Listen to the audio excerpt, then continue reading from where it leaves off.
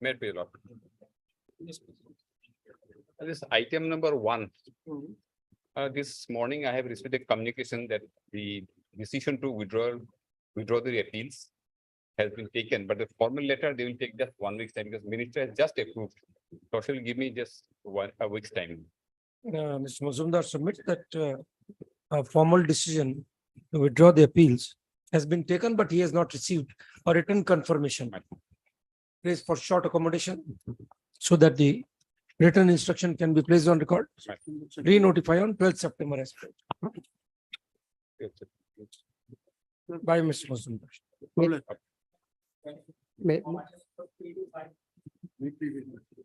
Item 33, we have filed a dusty affidavit matter. That We will are- be called on record. This affidavit.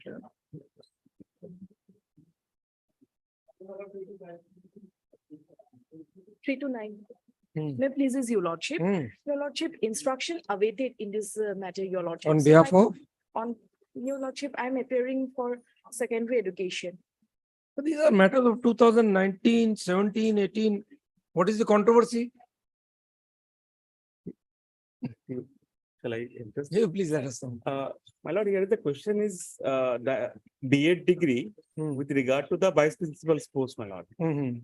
So, well, here we were required to take instructions Come on. because there was a letter from the additional secretary saying that we would be incorporating some changes in the upcoming new rules, my lord. Mm. I have the verbal. New rules, how would they govern this controversy?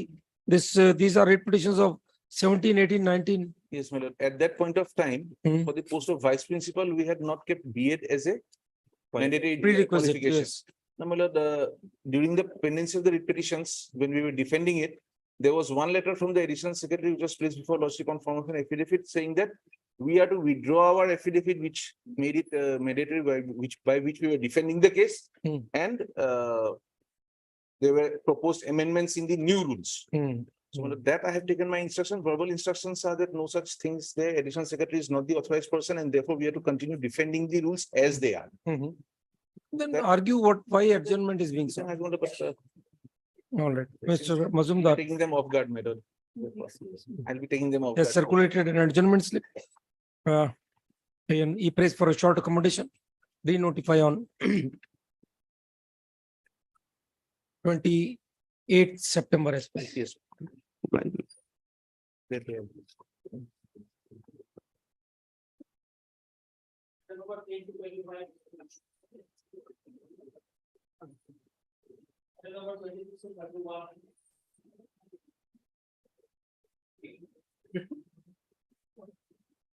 Hmm. Lordship, we have mentioned item number 31 as our senior Mr. S. Thakur is out of town. So kindly adjourn the matter for the day. It is stated that arguing counsel, Mr. Botakur, is not available today. A request is made to adjourn the matter. The other side has no objection. List after 4 weeks.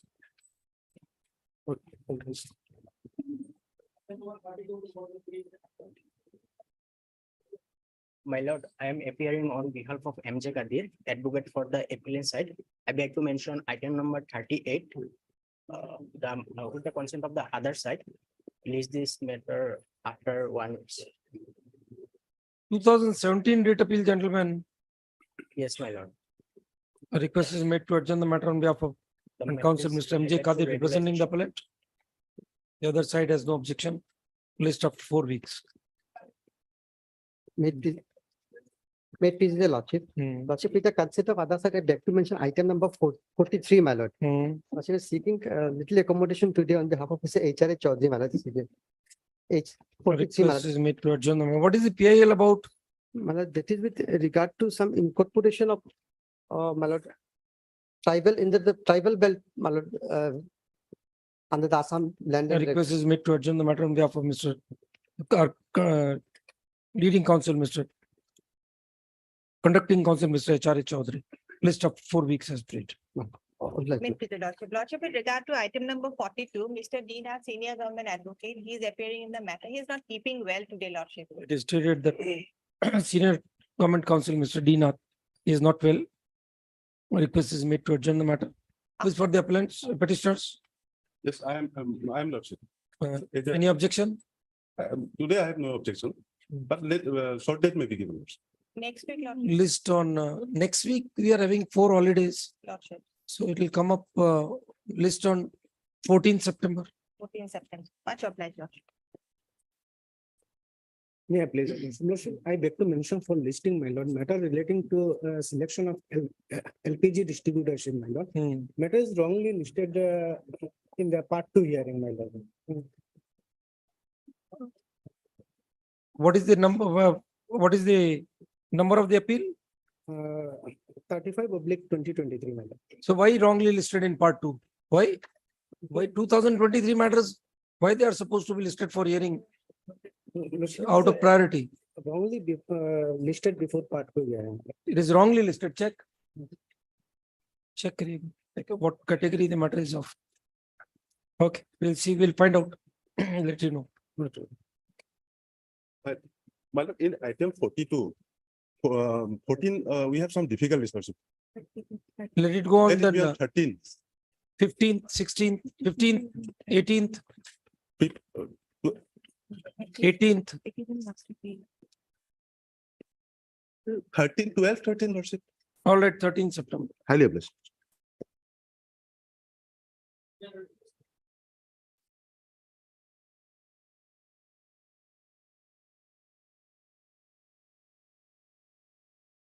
Daily list for this item 42.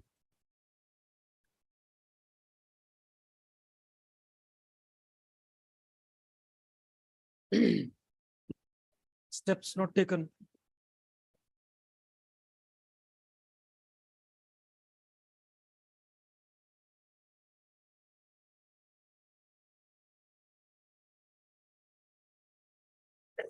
Respondent number 3 to 5. They have not been served or what?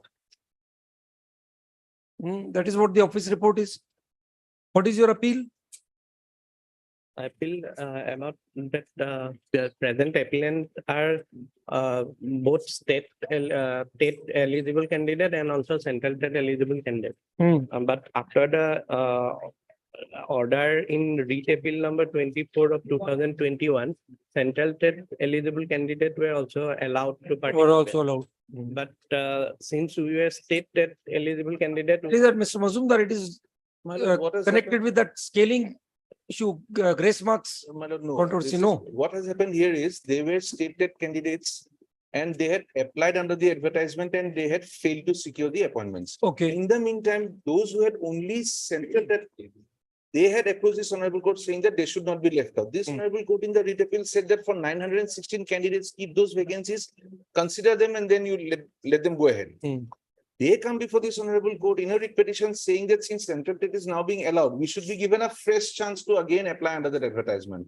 Having taken a chance as a state All right, but qualified candidates, till that time, they didn't know that central debt was also a permissible qualification. they applied under with the stated We qualification. understand, They but failed. they were having the central debt also. But they very well knew from your advertisement My that central debt candidates were not being allowed. So why would they apply under central debt? They had the choice of either going for the stated or the central. They did not have. Were you allowing central debt candidates? Everybody came before this court and therefore this. They honorable came as a different thing, Mr. Mazumdar. Lordship put the order passed by. Let's see the division bench, my lord. order. Does it restrict Yes, applicants only? yes, my lord. Let's see, which is the order? It restricts. Lordship put If it has been restricted to those candidates only. page Yes. 75, it starts from page 7. Page 111, Lordship would have the division bench order. Yes. I'll make it as short as. Page para 53. Hmm. There can be no doubt about the fact that the ultimate beneficiary of this recruitment process would be a large number of children who may suffer if there is undue delay in the appointment of teachers. We are also conscious of the fact that there are 3941 vacancies advertised by the department. The total number of writ petitioners who had approached this court is 916. We make it very clear that all these 916 candidates shall be considered against the existing vacancies of 3941 vacancies. But even if the candidature is ultimately accepted, all the writ petitioners, including the present appellants, can at best fill up for 916 and no further. Although there are 50 appellants before us who have wrestled the interim judgment and the interest of the passed on a single judge, yet since the interim judgment has been set aside in order to avoid future litigation on the same issue, we deem it appropriate to grant the similar relief to the appellants as the other writ petitioners who were not before us but similarly situated. So the relief has been granted only to the Read petitioners, petitioners who have come even to the those who court. did not come up in appeal. Your lordship, subsequent paragraph 54 may also be. Considering the facts and circumstances of the case in its entirety and balancing the equities, we direct the recruitment process initiated by the Department of the advertisement of 11/9/2020 be now processed in two phases. In the Yes. first phase, appointment orders for filling up 3045 of 39 vacancies may be issued from amongst the stated qualified candidates. Yes. The appointment orders in respect of the remaining 916 vacancies be issued to the eligible candidates in the second phase after considering the candidature of the Yes, 916 that line. writ petitioners. Only the writ petitioners. Yes, I may read your lordship. The appointment orders in respect of remaining 916 vacancies be issued to the eligible candidates After. in the considering- second phase, after considering the candidature of 916 writ petitioner. Writ We have no petitioners. objection if 916 writ petitioners were been first considered. If thereafter some vacancies may be remained, we can also be considered subject to that. That would be allowing them to appear again in a selection process where others of their kind would stand debarred. This appointment process is over, my lord. We have issued the appointment letter. What happened after these 916? What is the status of these 916? For those 916 vacancies, the advertisement that we had issued, that is again in challenge, saying that the district-wide vacancies are not according to the 916 vacancies. That is what we are defending in the before the learned single judge now. But otherwise, my lord, there are only 916 vacancies which we could keep for these. Now, they are restricted to the writ petitioners only. Yes, my lord. Consideration. My contention is, your lordship, that as through this judgment and order in the writ appeal, the rule of the game has been changed, Whatever, particularly in case of qualification. yes, it has So- been changed by So the they are- court, Therefore, it is, exercising its high prerogative writ jurisdiction. yes, therefore it is subject to general, not in case of. No, this only is not a judgment 960. in rem. The court has very consciously Yes, so restricted. so And this is therefore not- 916 not a one-off- posts have been This is reserved. not a one-off situation, sir. There have been numerous other litigations, Supreme Court judgments, wherein the relief is restricted only to the persons who come to the court. Otherwise, it will be opening the Pandora's box. Yes. All persons who did not have this, why not fresh candidates then? Why not fresh candidates who are having seated? Why only you? For the purposes of this selection process, appointment process, your candidature has been rejected. So you are in the category of rejected candidates. If you are being allowed now, then why not the persons who did not apply? Yes, your lordship, as this this order and judgment in writ appeal, the nature of the All rule right. has been changed. Therefore, it is subject Okay. to the 916 post, not the candidate, your lordship. 916 vacancies who have been reserved, not Yes. the candidate. For whom? for For whom? nine, For for the eligible candidates, petitioners for only. eligible candidates. No, gentlemen, you can't split the sentence, complete the sentence. Yes, your Honor.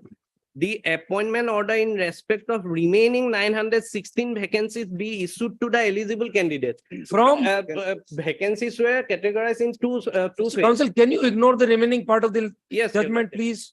The appointment order in respect of remaining 916 vacancies be issued to the eligible candidate in the second phase after considering the candidature of 916 writ petitioner. Yes, which so includes you the were- present appellant. You were never eligible candidates because your candidature had been rejected. But my contention is that out of the 916 writ petitioner, some may also been absorbed in other. Maybe, categories. So then some those vacancies may be added. vacancies will be carried forward in the next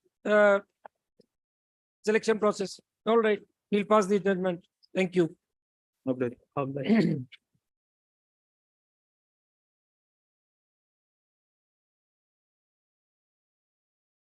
Item number 33.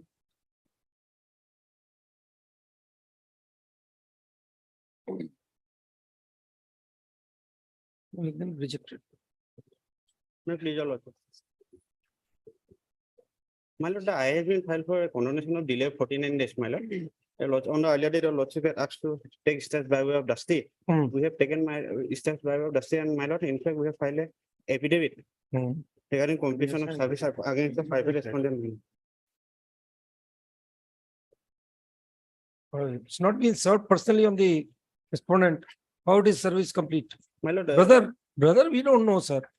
My lord, the applicant Service has- on a brother, But we here, don't know whether they are on good terms or not. my lord, they said in the same house, my lord, in fact, the applicant personally went to the house of the private respondent, my lord. But you are not, the brother, we can't accept service on brother. All right, let the Lavazima court report. What is the appeal about? The learned single judge, while directing both the parties to go in appeal before the secretary, the state level committee, my lord, had made certain observations which the appellant now says will adversely affect his cause before the, in the appeal, my lord. My lord, By demanding. what had happened, my lord, the learned The single service judge, is not sufficient, sir. my Service lord, served on the brother of the respondent. brother. That we can't treat to be a sufficient. So in fact, my lord, Server again, a caveator was appearing in this matter, my lord. no longer, if so, no one is appearing now. We don't know how the brother and sister siblings may not be on good terms. It's the same. He may have informed, he may not have informed. They reside in the same house, I've been told, my lord. All right, take fresh steps. Though the appellant has filed the affidavit in for claiming thus the service upon the respondent number 1, but we find that the notice was served on 1 Janak Lachit Nara, stating that he is the brother of such respondent. However, we are not satisfied with the manner in which the service has been effected. Thus, steps be taken again for effecting service on the respondent number 1 within next 7 days, where process be issued.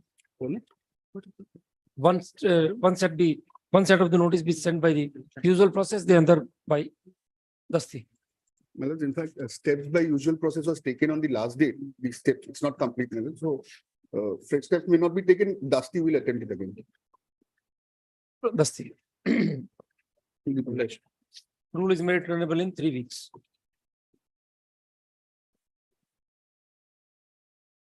Item 34.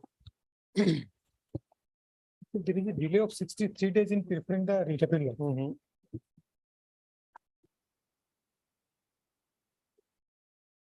Any objection? Not objecting to the. IA number so and so seeking condonation of delay of 63 days, occasion in filing of the connected writ appeal. We have heard and considered the respondents have not objected to the prayer for condonation of delay. Otherwise also come out after going through the application and the grounds set out therein, we find that the delay has been satisfactorily explained. Thus, the application is allowed and delay is condoned. The connected writ appeal shall be numbered and listed for admission. Name of the copy may be provided to us. I'll provide a copy. Item number 35.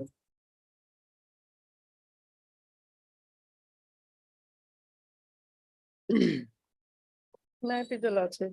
Lordship, this IA is for condonation of 59 days delay in filing the appeal, appeal lordship. Delay service Lordship, has been effected. lordship. Who is coming? Standing counsel. Principal Secretary Dima Asau. Lordship. You are appearing. And for the pension, public grievances, finance, Dima Asau. For 2 and 2, 3, 4, you will be appearing. Yes, lordship. And for pension department, 1 and 5. Then, madam, what about 6, Lordship, 2, 3, 4 and 6. 4 and 6? Accountant General, Commissioner Secretary, you would be appearing, Ms. Vora?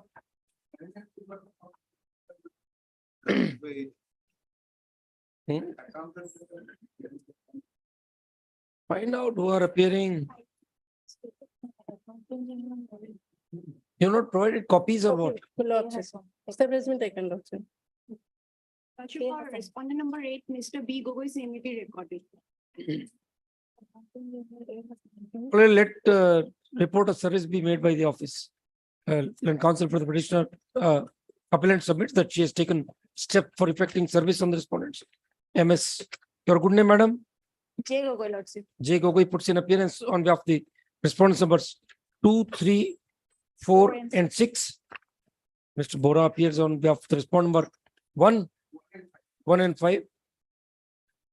Who appears for the Accountant General? Service upon the respondent number 7 and 8 be effected by supplying copies to the 7. Mr. Ahmed was appearing on the next date, last date. Yes, sir. R. Ahmed.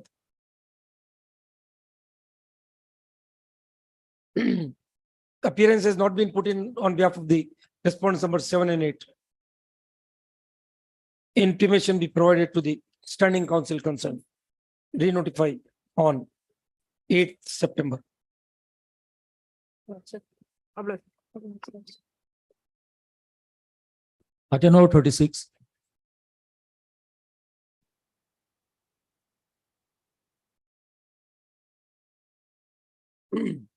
Yes, Your please. lordship, my lord, here in this case, my lord, the petitioners, they are seeking changing of alignment, my lord. My lord, Tell us one judgment of Supreme Court. my lord, which so says that- I have not got the appropriate judgment of Supreme Court, but I have got. You've one got, judgment of we will let you know judgments which are against you. Supreme Court says absolutely no interference. In a prayer for alignment, Yes, my it can't be done. Mr. Gogoi, which judgment you are having? As of now, I'm not having because My there lord- was an impression that lordship is, I got one Madras. otherwise I have this FC Act, my lord, Forest Conservation Act, and also the materials annexed to the this writ petition. My lord, they are, lordship is, if sees page 67. You are supposed to be armed with a judgment of Supreme Court. There is a direct judgment that the writ court cannot interfere in Yes, my the, lord, I had one, but yes, he has. please let us know. Yes. His judgment by Justice G.S. Singh be most likely.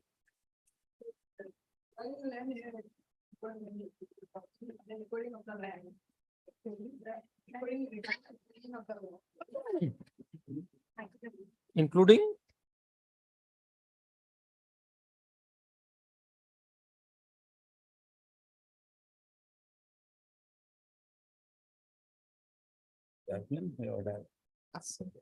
that is for acquisition. There is a direct Supreme Court judgment on acquisition, on alignment. Come at 2, we'll let you know. Come back at 2. Yes. Another judgment of this honorable High Court is also there regarding. My lord, I have, my lord, one Yeah, yeah. on Madras High Court. judgment. Madras High Court judgment, what it will do when Supreme Court has ruled My lord. that alignment matters, the National Highway is the best judge. 2 o'clock.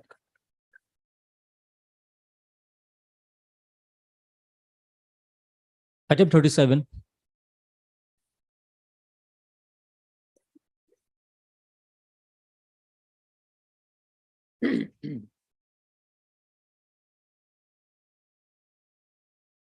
Doesn't matter. And before, your Yes. lordship, my lord, against the order, judgment and order dated 14/6/2023, passed by the honorable single judge, my lord, in WPC number 674, on the ground that the petitioner thereof approached the honorable court after 5 years, my lord. My lord, last occasion, my lord, We had the posed you a issue question was, came up. under that, which rules, which rules the selection was made. 2003 rules, my lord, Let's see. that which says 4, rule 4 method of recruitment.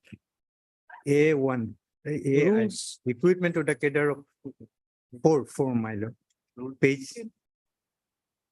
Assam Secondary Education Provincialization Service Rule 2003.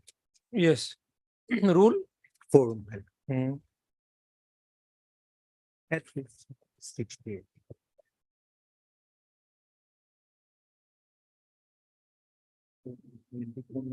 Page 368. my lord.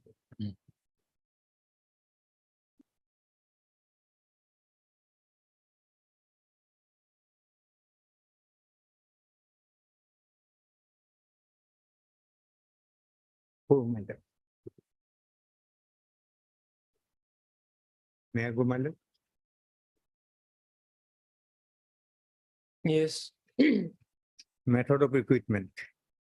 AI, recruitment to the cadre of lower division assistant under Rule 32A 2 and in +4 post under Rule 32B in the office of the higher secondary and multipurpose school shall be made directly by the appointing authority from the select list prepared by the school selection committee constituted under the provisions of Rule 8 of on the basis of test and interview. Two, All right. two. Now, what is your? The principal or the headmaster, as the case may be, where the vacancy exists or likely to exist within the next 3 months, shall submit the proposal for filling up the said post to the inspector of schools for approval. After obtaining approval of the inspector of school, the principal and or the headmaster shall inform the district employment exchange about the vacancies with a request to send the list of candidates for selection to fill up the vacancies. All right, let us see. When did you undergo the exam? Where is?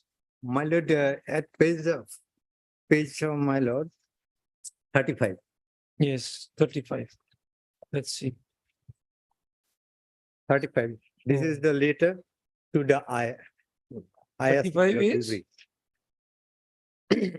submission of vacancy position. Yes, vacancy position. All right. Yes. Then, And then the employment news, my lord. Next. It is a 37, my lord. Page. The in charge principal is a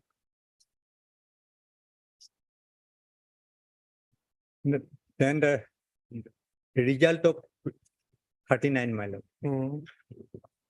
Notice.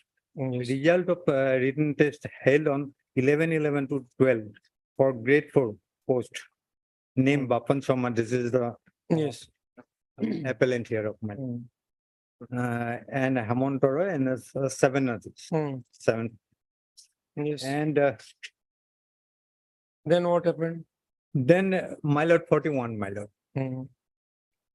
Oral interview for appointment to grade 4 post in Rukakhata Higher Secondary School, scheduled on 27 to 2013, which has been postponed, will now be held on 10/7/2013, Wednesday from 12 p.m. onward. This has happened, my lord, postponement, because of one unsuccessful candidate filed a title suit, my lord, before the Sejam Bilasipa with a miscase, my lord.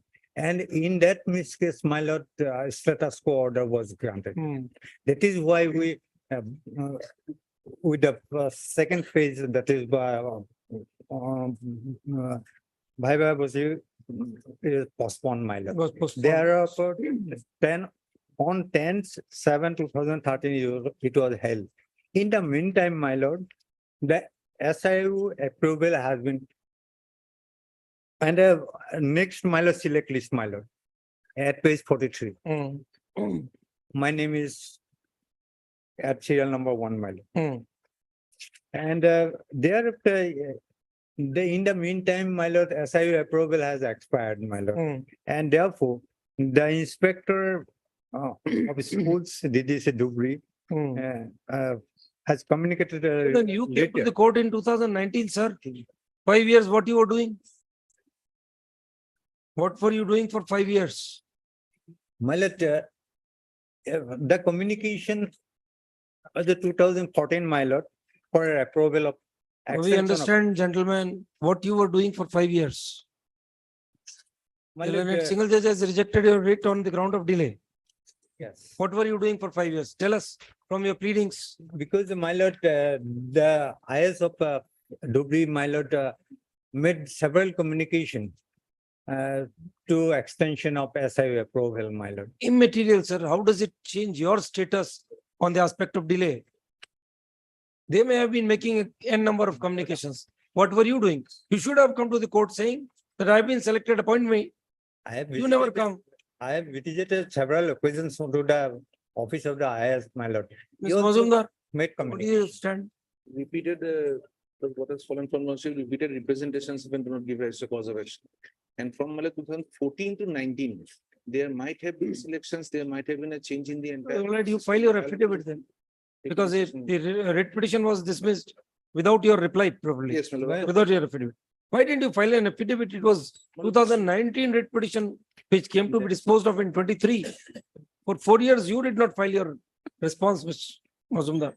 Still vacancy is there, my lord. We find from on a perusal of the record, we find that the writ petition of the appellant petitioner was filed in the year 2019, and the same was dismissed without there being any affidavit, without any affidavit being filed by the state public respondents. Thus, Leonard, Standing Counsel, Mr. Mazumdar, to file an affidavit on behalf of the respondents within next 4 weeks, list thereafter.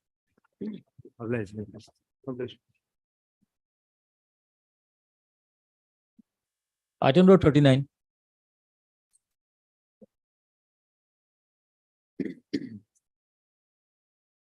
Worship respondents 4 and 5, they have not filed their affidavit till now. 6 has filed it today. Today we have filed my affidavit. For We have filed affidavit today. 4 and 5, My lord. On behalf of reserve number 6, my lord. 6, They may who file. are a 4 reply. and 5. 4 and 5 is the. Chief Engineer's Office. So would you not be representing them also? You are coming with Chaudhary? Then, no, that is 6. 6 reply has already been filed. 4 and 5. You'll be appearing? Four. PWD roads and PWD NH works. 4 and 5. 4 and 5. Mr. Chaudhary puts in appearance on behalf of the response numbers 4 and 5. Standing Counsel, Mr. Chaudhary. He prays for and is granted 4 weeks time file. Affidavit on behalf of such respondents. Affidavit on behalf of respondent number 6 has been filed today by Standing Counsel, Mr. Chutia. The same be brought on record. List up 4 weeks. Lordship, may I pray for a specific date, Lordship? Till their affidavit comes in, what is the point? A list on 9th October. All right. Lordship.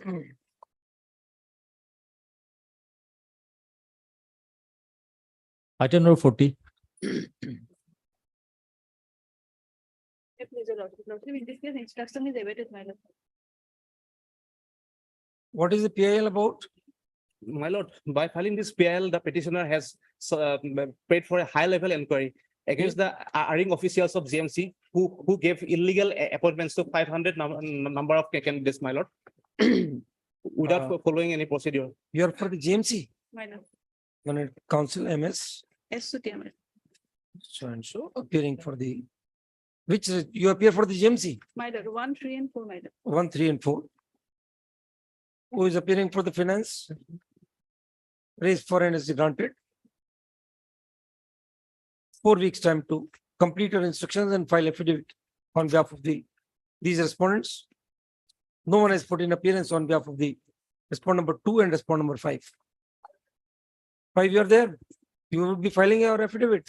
But as on date, Anti-Corruption Bureau has nothing to do with it. Yes, ma'am. All right. Nobody has put in appearance on behalf of the respondent number 2. List of 4 weeks. Hello, blessed. Item number 9th 40. October. 9th.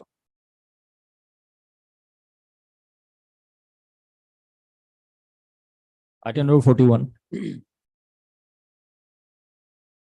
The medical students case, my lord, who took admission in the year 2009.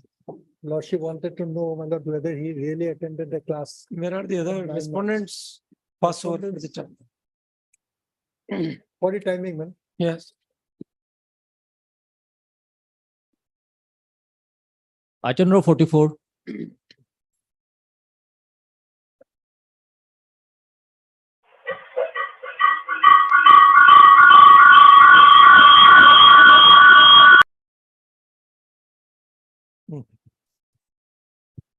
Nagaland seems to be very vociferous.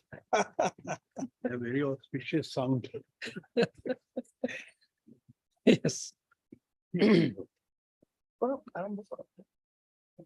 What is the writ petition about, sir? Pleadings are complete, we presume? Yes, pleadings are complete, my lord. I'm filing the list. I'm giving your lordship the list of dates.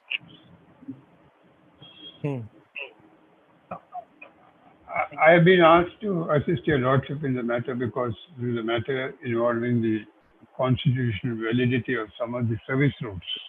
Yes. That is the Nagaland Land Resources Development Department service routes.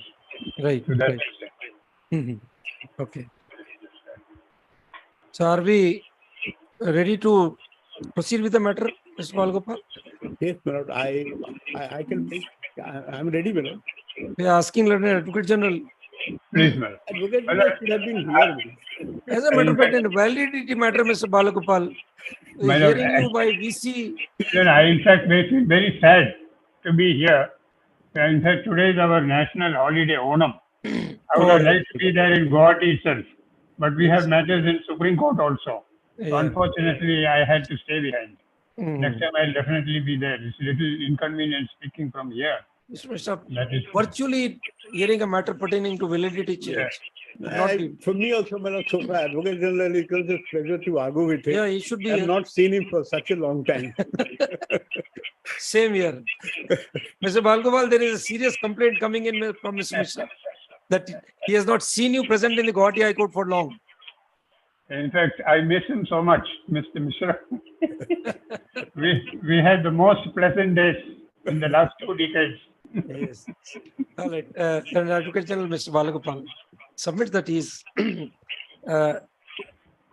constrained from address. He's desirous of addressing the court personally, physically, and the 6 short accommodation re-notified on. Yes, Ms. Borgoin. My lord, my name may be reflected in the matter. I am appearing on behalf of respondent number 6. Note kar dena. Name of Mr. Borgoin shall be reflected in the call. This as counsel for respondent number 6. Date, Mr. Balgopal. Let us have your. My lord, I'm sorry. Please. I'm filing list of dates. I have given a copy and also compilation made all the documents which are on record. I have made a compilation and given to your lordship and other parties. Mr. Bura Gohai, I have not been able to give. If he can tell his juniors, I have extra copy. I will do that. I will do that, sir. I will do that. Pass on a soft copy. Yes, Mr. Balgopal. You have to let us know. Your securing your presence is an issue. Seems so. Let it be towards the end of the month, my lord, if it's all right with your lordship. End of this month. It is already during We are the having holidays. I'm sorry, I mean September. You please tell us whatever date is convenient to you. You please tell us. My lord can give it on 29th or 30th. 30th is a Saturday. 29th. 29th. I think it could be on Thursday, my lord. No, I think- I'm not here. I'm going to Delhi. My lord, if next month sometime, if your lordship, because I'll not be here tomorrow, I'll be off. My lord. So then, when do you want? October? No, September, my lord. If it, I'm suggesting 26. Yes, 26. Mr. Balgopal, We have Assam Nagaland border dispute, my lord. We can have 28. We have 26, 27, 28, 29, 30th, 31st. Then, or first- then better, third we can have. better to spill it over in October then. Because supposing it carries on for the day. Yes. The next day is Saturday. Then my lord on 5th. 5th October, Ms. Balgopal. Yes. Please, my lord. 5th October. 5th should be October all right. And they may also give the copies of whatever they are being filing to our We'll lenders. pass it on. I have already Provided. Already provided. I'm grateful, man. Obliged. Obliged, man.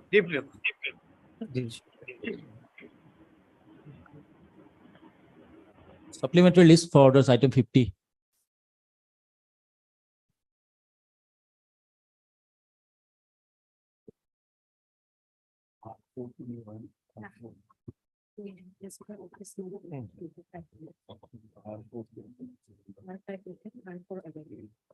What is the matter about? Contempt. Lordship, service is awaited on R4. The acknowledgement has not yet been received. Already services been taken twice. Steps have been taken twice. R4. R4, your lordship. What is the prayer in the contempt against whom? It's against the officials This is regarding a road building order by this honorable court in PIL 101. And that has been ignored and that has not been built. In fact, instead of that, a tender for half of the section came out under PMGSY scheme, which is not, which this particular section even not, when I argue, I shall show your lordship. PMGSY scheme does not apply to this section. And this honorable court has clearly held that equivalent to the highway, that is a 2-lane highway road should be built here by the state, simultaneously with the road which is being built now on an alternative alignment. And Mr. Goswami, that hasn't been done. you will be putting in appearance on behalf of the respondent number 4 also.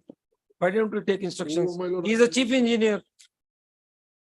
Then all right, we'll require his personal presence by this notice. You want us to do that? I would not like to do that, my lord, but I have not got the instruction. Anyway, I can contact them. All right, service has not been effected on the respondent number 4. Shri Doli Nyodu, chief engineer, RWD, Government of AP. Let steps be taken in 3 days, whereafter process be issued to such respondent by usual process as well as by email. You can provide his email ID, please. Email ID of such respondent shall be provided by Mr. Goswami, Additional Advocate General Mr. Goswami, in the office within next 3 days. Yes, Lordship, I may also be allowed to file a rejoinder for R2, which has been received only yesterday. just Mr. Goswami shall also try to take instructions for appearing on behalf of such respondent as well in the meantime. And counsel for the petitioner is at liberty to file a rejoinder to the affidavit filed on behalf of the respondent number 2. Respondent. You already filed 3 and 6 affidavits you have received. Yes, your lordship. Okay. List on 10th October. Much obliged, your lordship.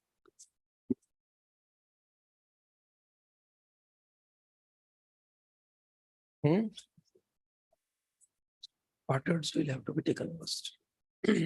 Are the councils there? No.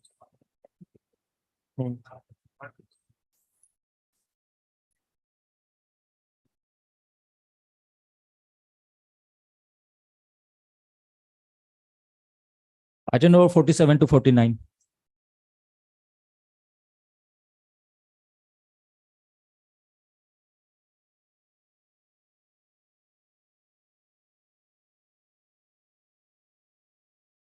All right, till when Advocate General comes, call out the other matters once. Daily list for final disposal at admission stage, item 45 and 46. Item 45, 46, I was to bring an instruction regarding the pay slips of the teachers, madam. Require a week more. Madam. 8, madam, 8. 8th as jointly paid list on 8th September. So as to enable Mr. Mazumdar to place on record the pay slips as directed by order so and so.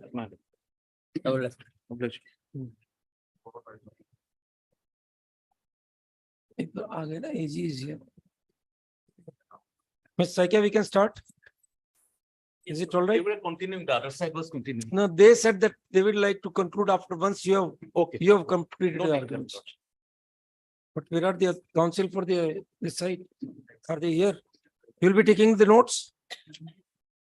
You will be taking the notes or you need the presence of Mr. Burger? All right. For third matter, item 47 to 49. So I was placing lordship yesterday, the repugnancy issue. So I'd like to continue a little bit with two or three more judgments on that. One also relating to the law under Article 13A.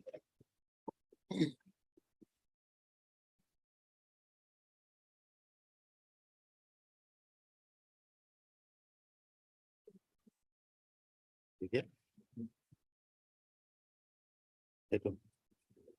Kerala to here, Kerala. 2012, 2007, 12, 7. Page 10. Saikia, once you conclude, we would request that a brief note of submissions be. Yes, Lordship, because that will be good. Will be required. We are preparing that, Lordship, whatever, because it is in piecemeal, so it will be convenient for the Honorable Court. Lord.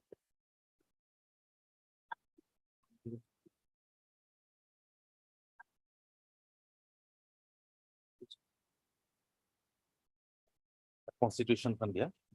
Constitution. Constitution.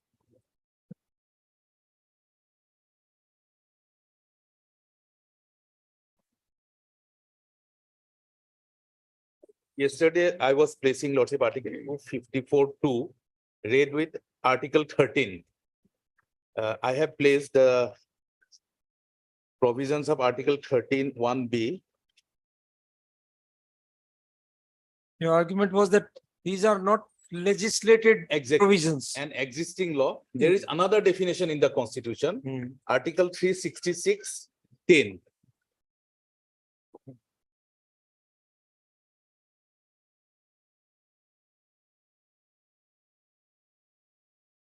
Ms. Borbora drew the court's attention to that. Transient provisions. Lordship.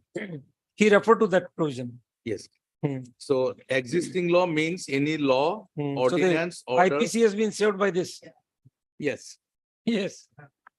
Yes. So a interpretation of this in this 2012 judgment, Lord. Yes. So existing law means any law, ordinance, order, bylaw, rule or regulation passed or made before the commencement of this constitution by any legislature, authority or person having power to make such a law, ordinance, order, bylaw, rule or regulations. So this is the existing law as per Article 366(10). Now coming to this judgment of 2012 7 SCC, page 106. It's another 5 judges constitution bench. Here, several paragraphs are very relevant, Lordship, from paragraph 41 onwards. Paragraph 41, State of Kerala versus Mar Appayam Kuri Company Limited. Page paragraph 41.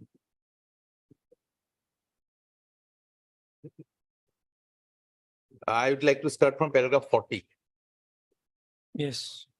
However, the principle of federal supremacy in Article 246(1) cannot be resorted to unless there is an irreconcilable conflict between the entries in the union and state list.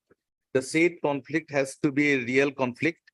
The non-obstinate clause in Article 246(1) operates only in reconciliation, only if reconciliation is impossible.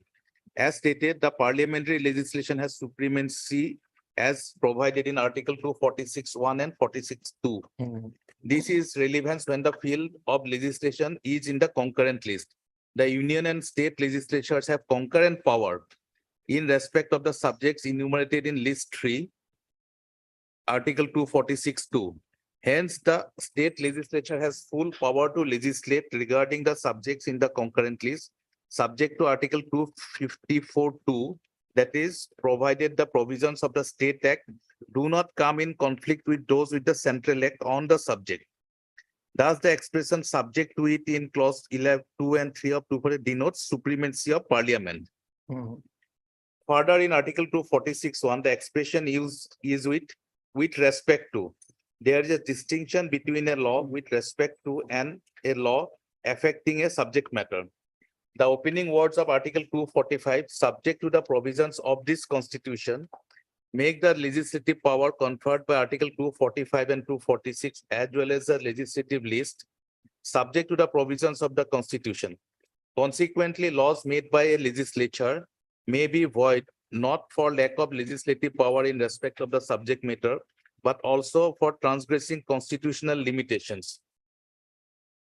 This aspect is important as the word void finds place in Article 254(1) of the Constitution. Therefore, the union and state legislature have concurrent power with respect to the subjects enumerated in list 3. This is repeated again in paragraph 41 and 42, this particular sentence. The union and state legislature have concurrent power with respect to subjects enumerated in list 3. Hence, the state legislature has full power to legislate regarding the subjects in list 3, subject to the provisions in Article 254(2), provided the provisions of the State Act do not conflict with those of the Central Act on the subject. Where Parliament has made no law occupying the field in list 3, the state legislature is competent to legislate in that field. As stated, the expression subject to in clause 2 and 3 of Article 246 denotes the supremacy of the Parliament. Thus, Parliament and state legislature derive the power to legislate on a subject in list 1 and 2 from Article 246, 1 and 3 respectively. Both derive their power from Article 246, 2 to legislate upon a matter in list 3, subject to Article 254 of the Constitution. These respective lists merely demarcate the legislative field of or legislative heads.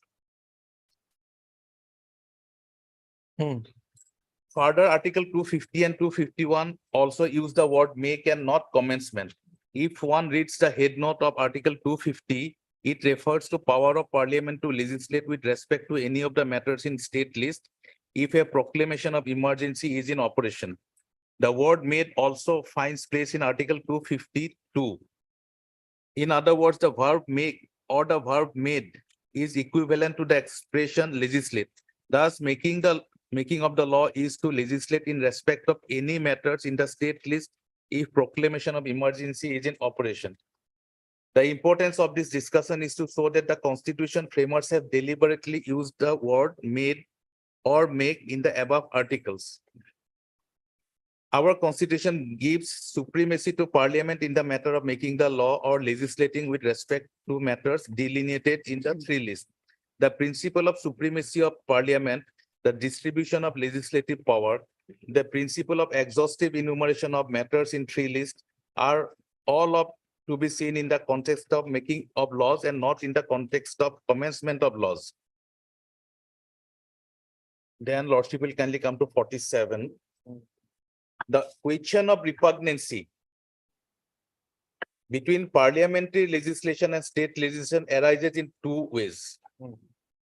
So there is no scope for any private body's law. So BCCI has made a law, Lordship. That has nothing to do with state law or central law. Just like the CPSC. The same would be the situation then for IPC, CRPC, same situation would be there. They are not laws made by the legislature. Lordship. But they have the same force of law as if they were enacted by the parliament by virtue of 366(10), as you pointed out. Lordship. So in that law, there is a scope for state amendments. Yes, that's right. That is, but to the extent the same is not repugnant to the parent legislation. Lordship. So they are very well within the framework of a legislation. Lordship. That is their argument, of course. Yes. Whether the bylaws framed by the cooperative society can be put on the same pedestal. Exactly.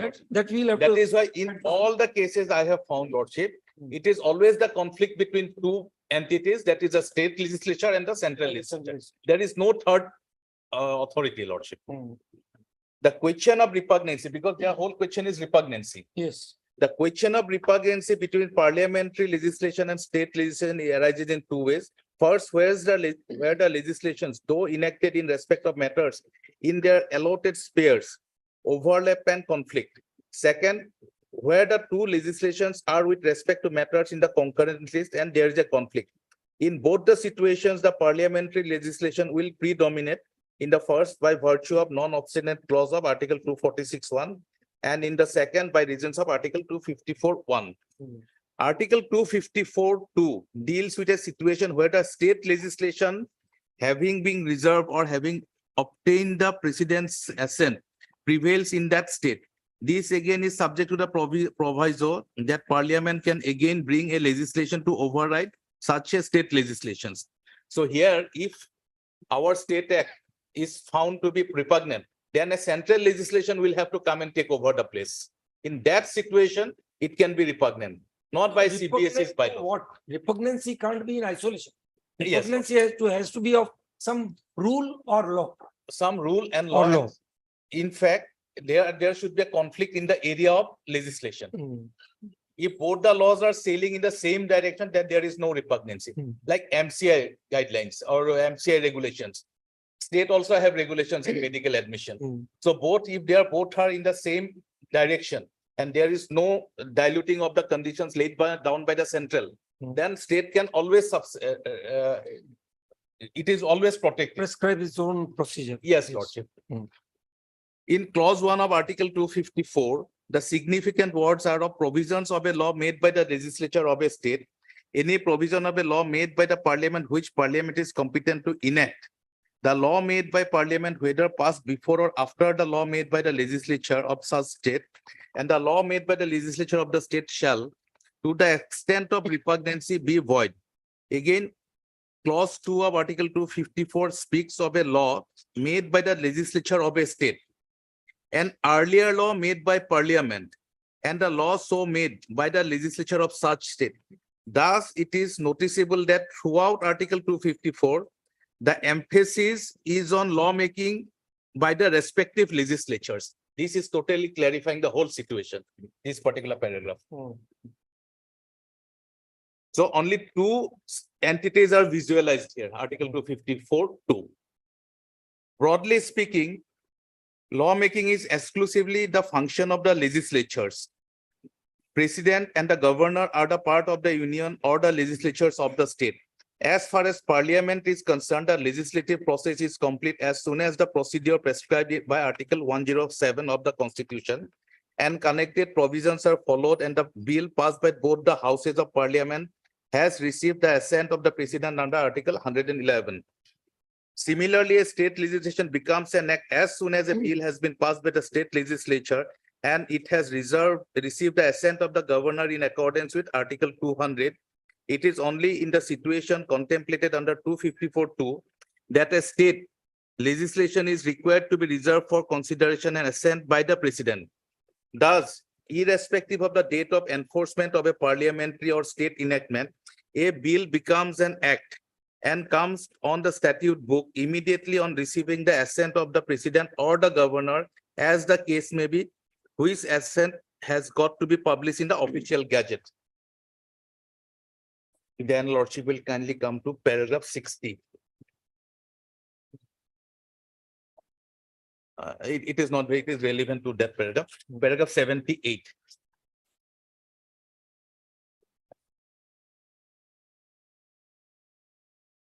To sum up, Article 246(1), 2 and 254(1) provide that to the extent to which a state law is in conflict with or repugnant to the central law, which parliament is competent to make, again clarifying Lordship, which parliament is competent to make, the central law shall prevail and the state law shall be void to the extent of its repugnancy.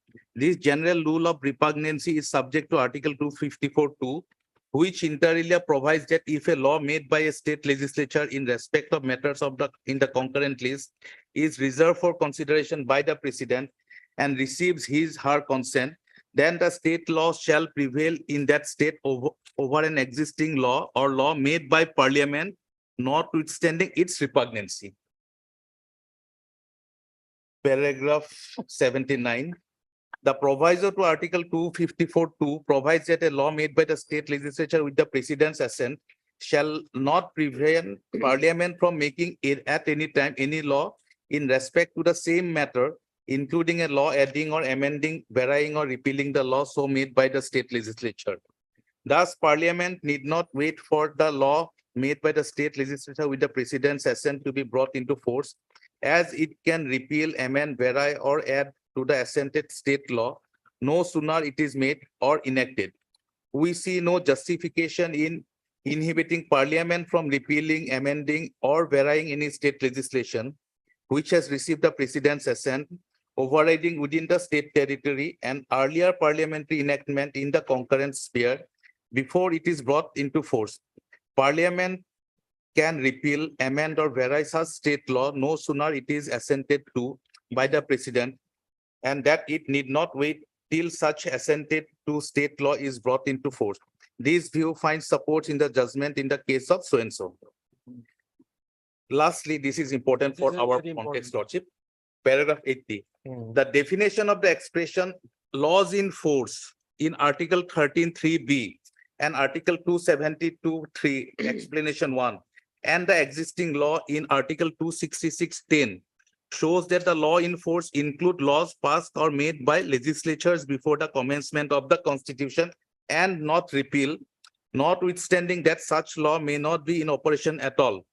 Thus, the definition of the expression law in force in Article 13(3)(b) and Article 372(3) explanation 1 and the definition of the expression existing law in Article 266(10) demolish the argument of the state of Kerala that a law has not been made for the purpose of 254 unless it is enforced. This expression, existing law, finds place in Article 254. In Edward Mills versus so-and-so, this court has held that there is no difference between an existing law and law in force. So everything is revolving around, Lordship, parliamentary law and state law. And whatever is visualized in Article 254 relates to that kind of enactment and nothing else, Lordship.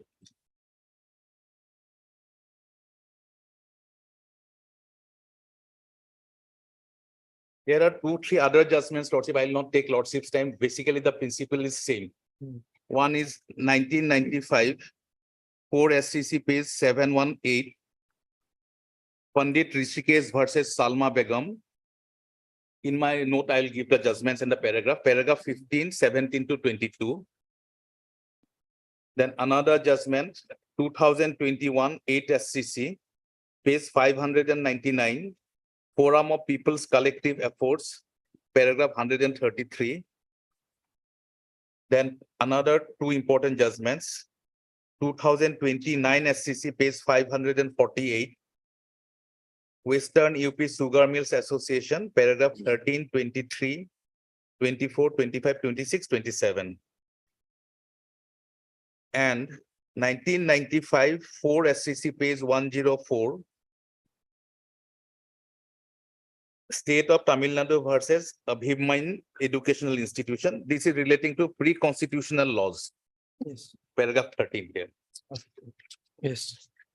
The other day, Lordship was pleased to put one question Hmm. that while giving the director the power, whether there is any time frame for him to act upon any applications.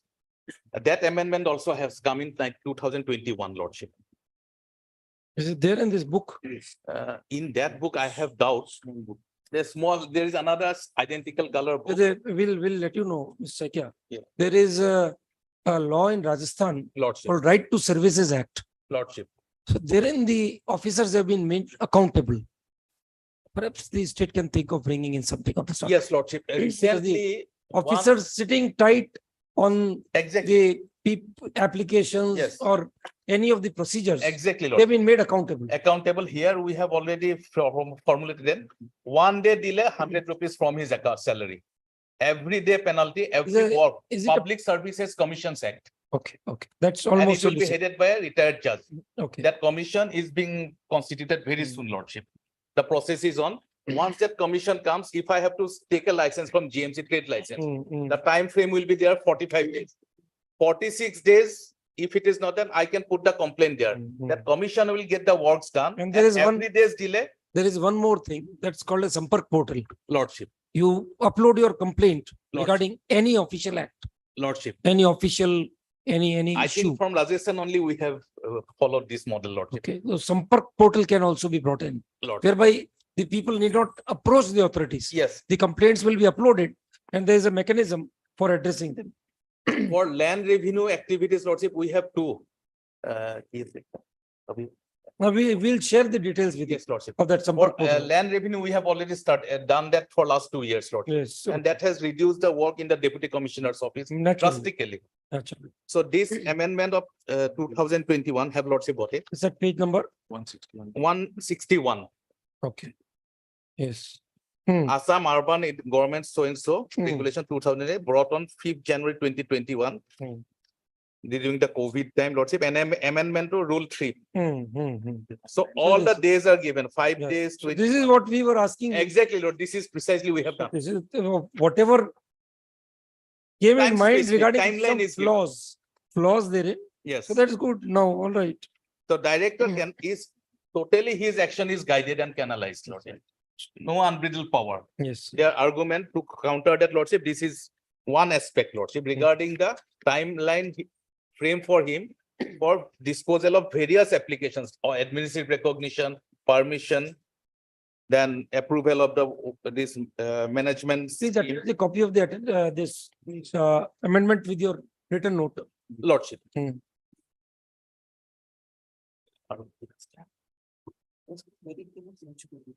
One judgment, Lordship, which in my view will be very relevant because they are seeking protection under 19(6). Hmm. So 2012-6 SCC page 1. Society of Unaided Private Schools of Rajasthan versus State of Rajasthan. Hmm. Yes. 2012-6 SCC page 1. A lot of them. Get it from the library. They will be needing it. It should be here. Why? On the first day, I gave this list, Lordship. I could not place it because of paucity of time that day. Hmm. Few paragraphs, Lordship, I would like to place. Hmm. Paragraph 5 to start with. Hmm. Education is a process which engages many different actors. The one who provides education, the teacher, owner of an educational institution, parent. The one who receives education, the child, the pupil. And the one who is legally responsible for the one who receives education, the parents, the legal guardians, society, and the state. These actors influence the right to education. The truth here, the private schools of Rajasthan, they did not want to follow the RT Act. In that case, Lordship, this order was struck. The 2009 Act makes the right to education to free and compulsory education justiciable. The 2009 Act envisages that each child must have access to a neighborhood school.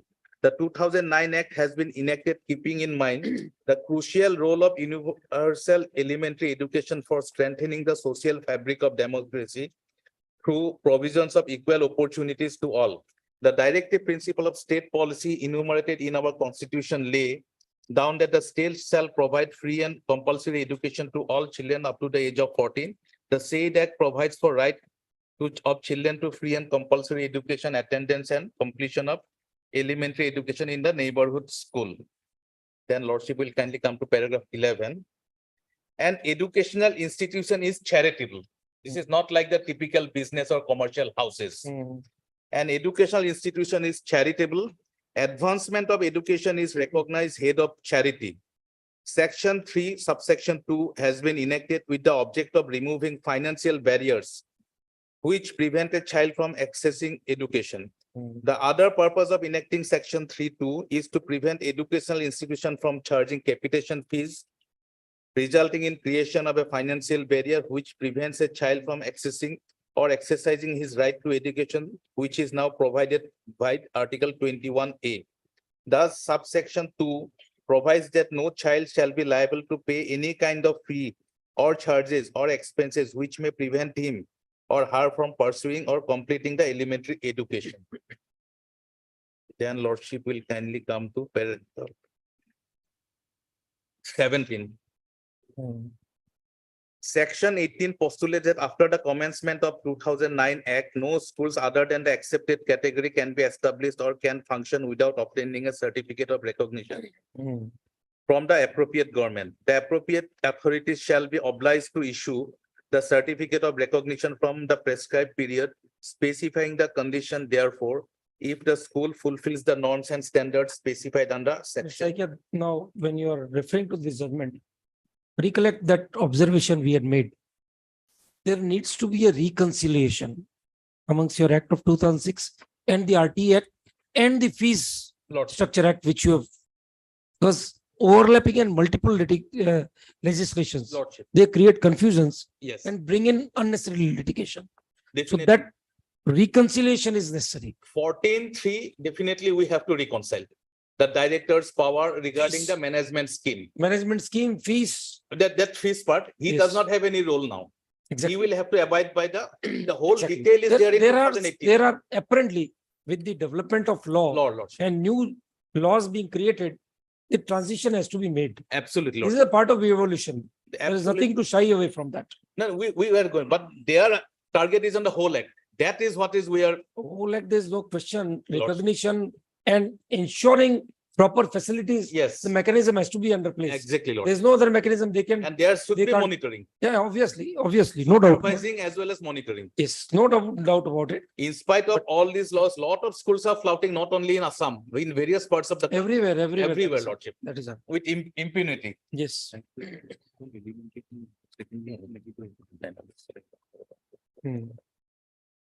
Maybe once this law is tested, the other states will follow suit.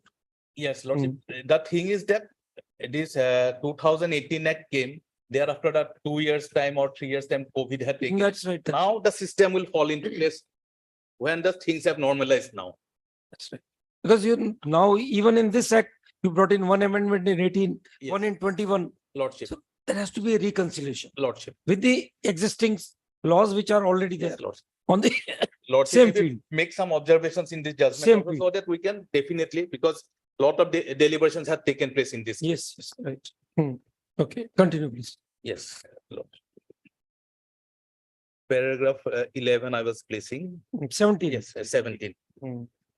Section 18 postulates that after the commencement of 2009 Act, no school other than the accepted category can be established or can function without obtaining a certificate of recognition from the appropriate government authority.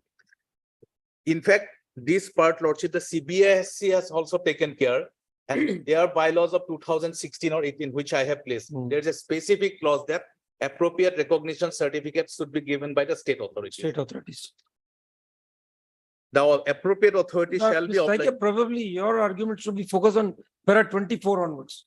I'll That is go- not unaided, non-mandatory. Yes, yes, Lordship. 24, 25 is very important. I Yes, have marked come to it. that.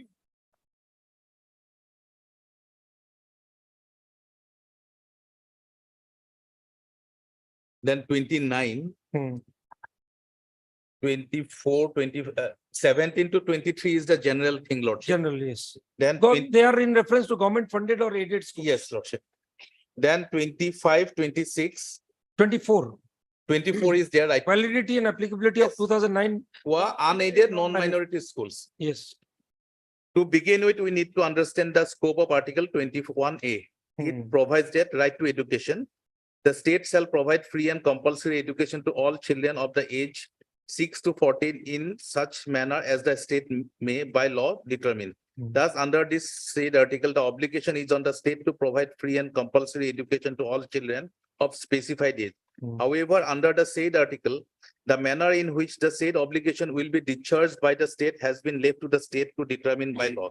Thus, the state may decide to provide free and compulsory education to all children of the specified age, though through its own school and through government aided schools and through unaided private schools.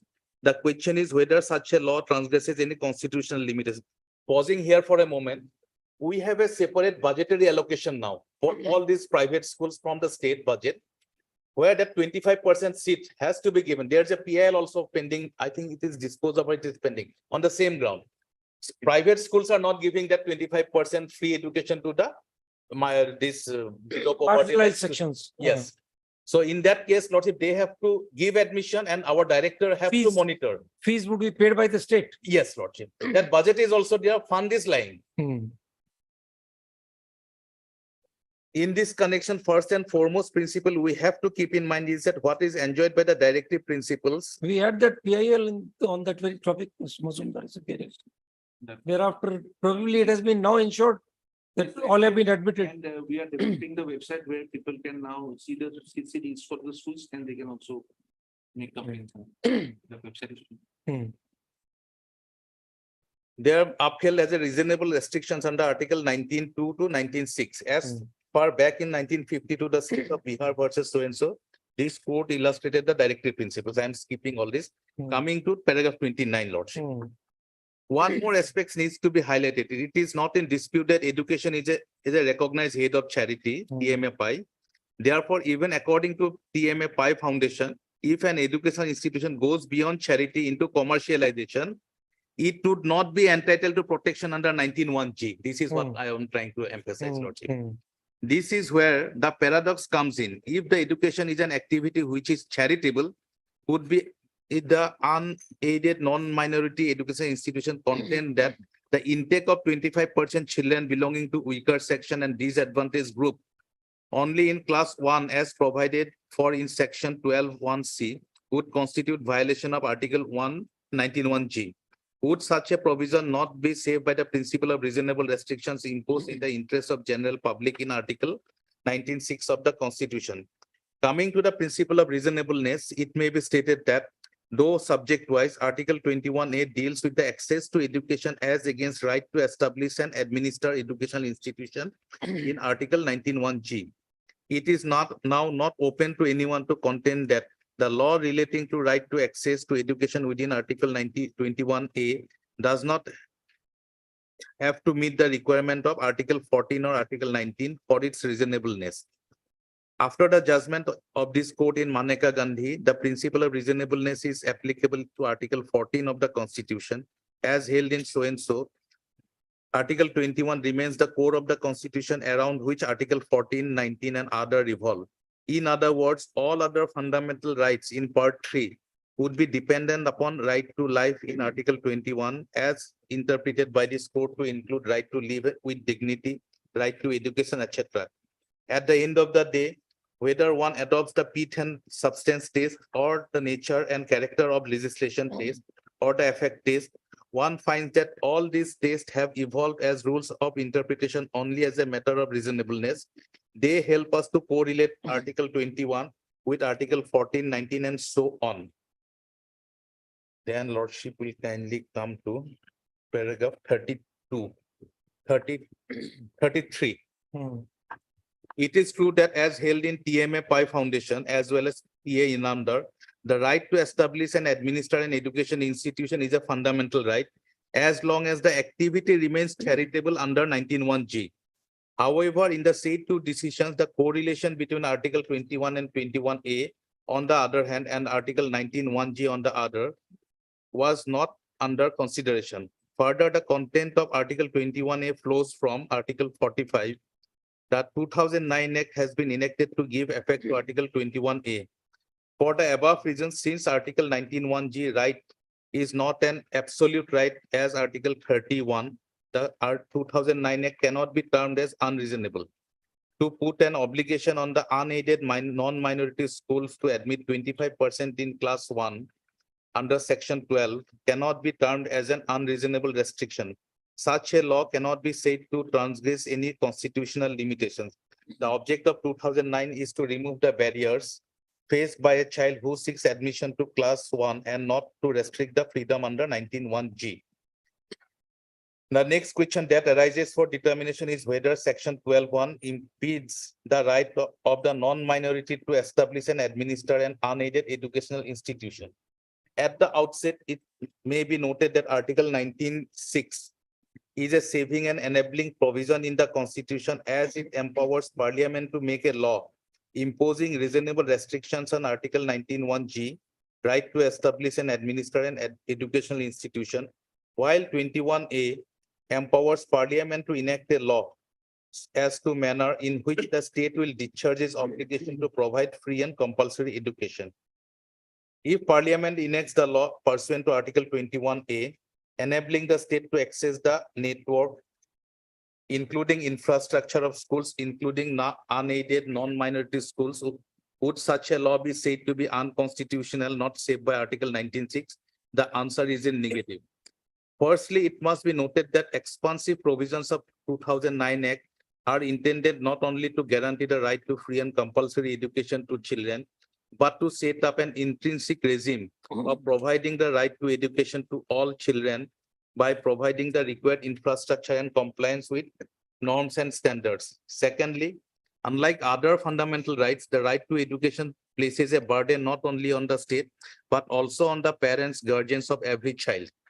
The Constitution directs both burden to achieve one end, the compulsory education of children free from the barriers of cost, parental obstructions, or state inaction.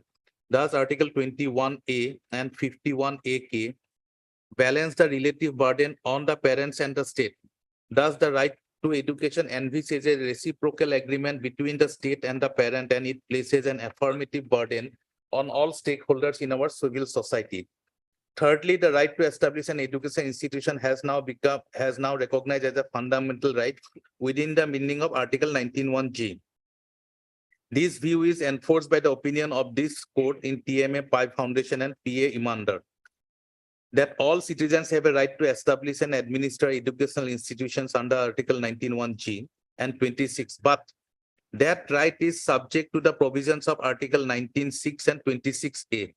The constitutional obligation of the state to provide free and compulsory education to the specified category of children is coextensive with the fundamental right guaranteed under 91G to establish educational institutions. Lastly, the fundamental right to establish an educational institution cannot be confused with the right to ask for recognition or affiliation. This is the area where we are monitoring and controlling, that recognition and affiliation part. The exercise of a fundamental right to establish and administer an educational institution can be controlled in a number of ways.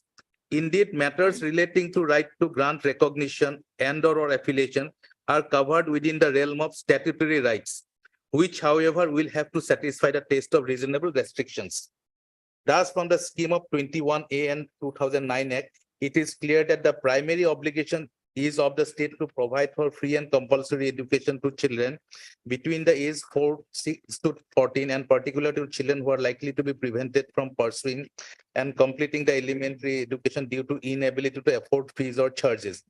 Correspondingly, every children has a right to establish and administer educational institution under Article 19(1)(g), so long as the activity remains charitable. Such an activity undertaken by the private institution supplement the primary obligation of the state. Thus, the state can regulate by law the activities of the private institutions by imposing reasonable restrictions under 19(6). Last 4 lines of paragraph 238. Thus, after the commencement of the 2009 Act by virtue of section 12(1)(c) read with section 2 and 4, the state, while granting recognition to the private unaided minority schools, may specify permissible percentage of the seats to be earmarked for children who may not be in a position to pay their fees or charges. This is one way of restriction and one way of state's control. In TMA Pi Foundation, this court in paragraph 53 has observed that the state, while prescribing qualification for admission in a private unaided institution, may provide for conditions for giving admission to small percentages of students belonging to weaker sections of the society by giving them free ship, if not granted by the government. Applying the said law, such a condition in 12(1)(c) imposed while granting recognition to the private unaided non-minority schools cannot be termed as unreasonable. Such a condition would come within the principle of reasonableness in Article 19(6). Indeed, by virtue of section 12(2), read with section 2 and 4, a private unaided school would be entitled to be reimbursed with the expenditure incurred by it in providing free and compulsory education to children belonging to the above category, to the extent of per child expenditure incurred by the state in a school specified in 2(1)(i), or the actual amount charged from the child, whichever is less. Such a restriction is in the interest of general public. It is also a reasonable restriction. Such measures address two aspects, namely, upholding the fundamental right of the private management to establish an unaided educational institutions of their choice, and at the same time securing the interest of the children in the locality, in particular, those who may not be able to pursue education due to inability to pay fees or charges of the private unaided schools. We do not see any merit in the contention that section 12(1)(c) violates Article 14. As stated, 12(1)(c) inter alia provides for admission to class 1 to the extent of 25% of the strength of the class of the children belonging to weaker section and disadvantaged group in the neighborhood, and provide free and compulsory education to them till its completion. The emphasis is on free and compulsory education. Earmarking of seats for children belonging to a specified category who face financial barrier in the matter of accessing education satisfies the test of classification in Article 14. Further, section 12(1)(c) provides for a level playing field in the matter of right to education to children who are prevented from accessing education because they do not have the means or their parents do not have the means to pay their fees.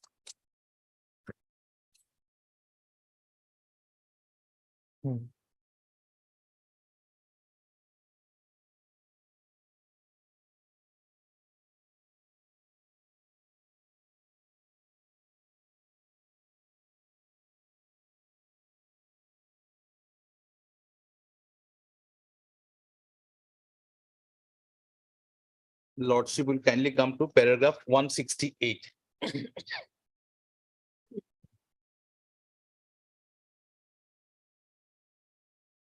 right guaranteed under Article 19(1)(g) can also be restricted or curtailed in the interest of general public, imposing reasonable restriction on This is a the dissenting view. same principles, Lordship. This is the dissenting view of minority, Yes, starting from para 60. but here also downwards. on certain points, both are agreeing, concurring. No, come to para 66 and then the judgment majority view is over there. Conclusion, paragraph 64 onwards. Yes. So the majority judgment ends there. Yes. Then it is the dissenting view of justice. Partly dissenting, Lordship. Yes. Application of judgment partly. Hmm. So in some areas, both the What you are views saying were that tallying. the conclusions as per majority have been Yes, culled out at para absolutely. 64. I have That no- all it reads 160. Let us see. Let us see what 160 says.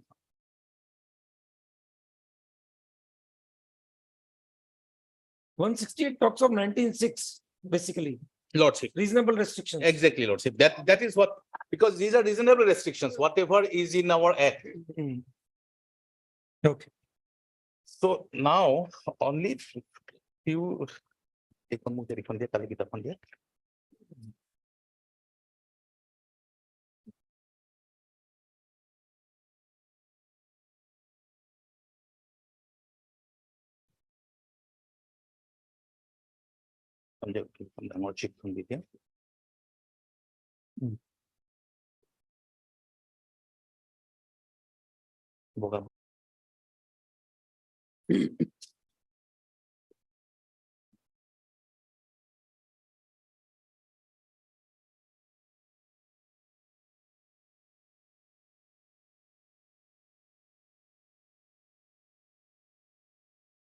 Two 2016, 6 SCC page 541, 16 volume 6. volume 6, 541. 541. Right. Paragraph 44 to 52. Here also for controlling the management from taking arbitrary action against the employees. If there is a termination case or something like that, the approval of the director is required.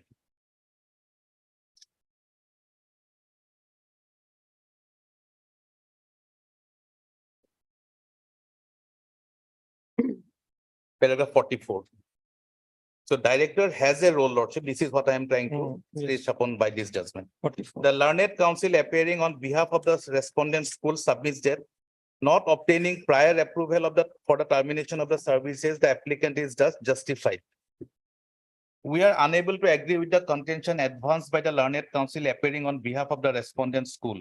Section 8(2) of the DAC Act is a procedural safeguard in favor of an employee to ensure that an order of termination or dismissal is not passed without the prior approval of the Director of Education. This is to avoid arbitrary and unreasonable termination or dismissal of an employee of a recognized private school.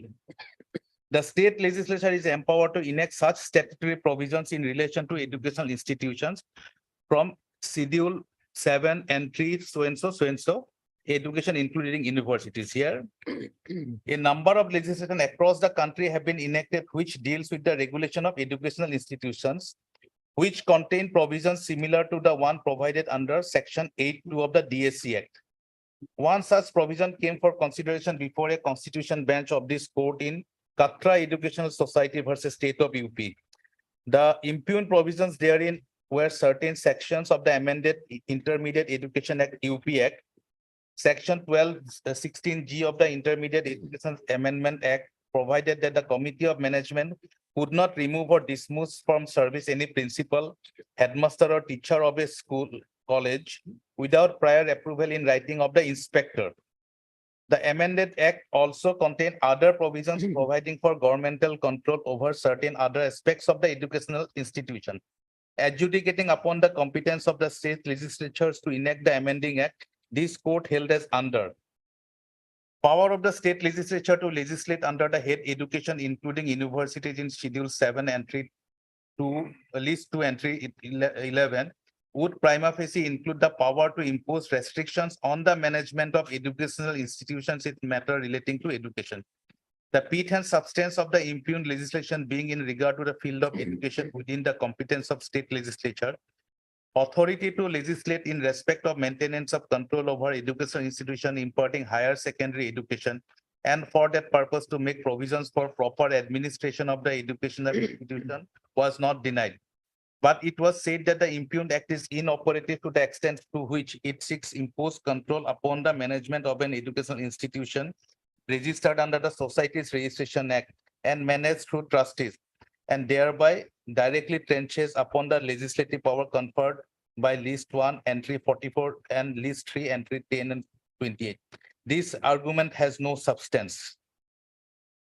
This court in Ayurvedic versus Unani Tibia College versus State of Delhi held that legislation which deprives the Board of Management of a society registered under Societies Registration Act of the power of management and creates a new board does not fall within list so and so, but falls under list 2, entry 32, or by registration under the Societies Registration Act and does not acquire the corporate status. It cannot also be said that the pith and substance of the act relate to charities or charitable institutions or to trust or trustees. If the true nature and character of the act falls within the express legislative power conferred by at least 2, entry 11, merely because it incidentally trenches upon or affects the charitable institution or the power of trustees of the institution, it will not on account that be beyond the legislative authority of the state. So incidental overlapping is also acceptable. The impact of the act upon the right of the trustee or the management of a charitable institution is purely incidental. The true object of the legislation being to provide for control over educational institutions. The amending act was therefore within the competence of the state legislature, and the fact that it incidentally affected the power of the trustees or the management in respect of educational institution, which may be regarded as charitable, could not distract them from the validity of the exercise of that power. Coming to the next paragraph, project. From the perusal of the above judgment, the Constitution bench, it becomes clear that state legislature is empowered in law to enact provisions similar to Section 8 of the DSC Act. So DSC Act provides special power to the director that he should give approval in case of any dismissal or arbitrary action, any action against the services of the employees. At this stage, it would be useful to refer to statement and objects of the DSC Act of 1973. It reads as under: in recent years, unsatisfactory working and management of privately managed educational institutions in the Union Territory. Objects and reasons. In recent years, the unsatisfactory working and management of privately managed educational institution in the Union Territory of Delhi has been subject to good deal of adverse criticism. In the absence of any legal power, it has not been possible for the government to improve their working. An urgent need is therefore felt for taking effective legislative measures, providing for better organization and development of educational institutions in the Union Territory of Delhi, for ensuring security of services of the teachers, regulating the terms and conditions of their employment. The bill seeks to achieve the following object. A perusal of the statement and of objects and reasons of the DSC Act would clearly show that the intent of the legislature while enacting the same was to provide security of tenure to the employees of the schools and to regulate the terms and conditions of employees. Paragraph 49, the sub-para I'm reading. Subsection 2 of Section 8 of the Act ordains that subject to any rule that may be made in this behalf, no employee of a recognized private school shall be dismissed, removed, or reduced in rank, nor shall his service be otherwise terminated, except with the prior approval of the Director of Education. For this, it clearly follows that prior approval of the Director of Education is required only if the service of an employee of a recognized private school is to be terminated. The Division Bench of the Delhi High Court does urge in striking down Section 8(2) of the DSC Act in Katpuria Public School by placing reliance on the decision of this court in TMA 5 on the subject matter in controversy therein was not the security of tenure of the employees of the school, rather the question was the right of educational institution to function unfettered. While the functioning of both aided and unaided educational institutions must be free from unnecessary governmental interference, the same needs to be reconciled with the conditions of employment of the employees of these institutions and the provisions of adequate precautions to safeguard their interests. Section 8(2) of DSC Act is one such precautionary safeguard which needs to be followed to ensure that employees of educational institutions do not suffer unfair treatment at the hands of the management. The division bench of the Delhi High Court, while striking down 8(2) in so and so, has not correctly applied the law laid down in Katra Educational Society, wherein a constitution bench of this court, with reference to provisions similar to section 8(2) of the DSC Act, and in keeping view the object of regulations of an aided or unaided recognized school, has held that regulations of the service conditions of the employees of private recognized schools is required to be controlled by the educational authorities, and the state legislature is empowered to legislate such provisions in the DSC Act. A division bench wrongly relied upon that part of the judgment in Katra Education Society, which dealt with Article 14 of the Constitution and aided and unaided educational institutions, which had no bearing on the fact situation therein. Further reliance placed upon the decision of this court in Frank Anthony's Public School Employees Association versus Union in India. It is also misplaced as the institution under consideration in that case was a religious minority institution.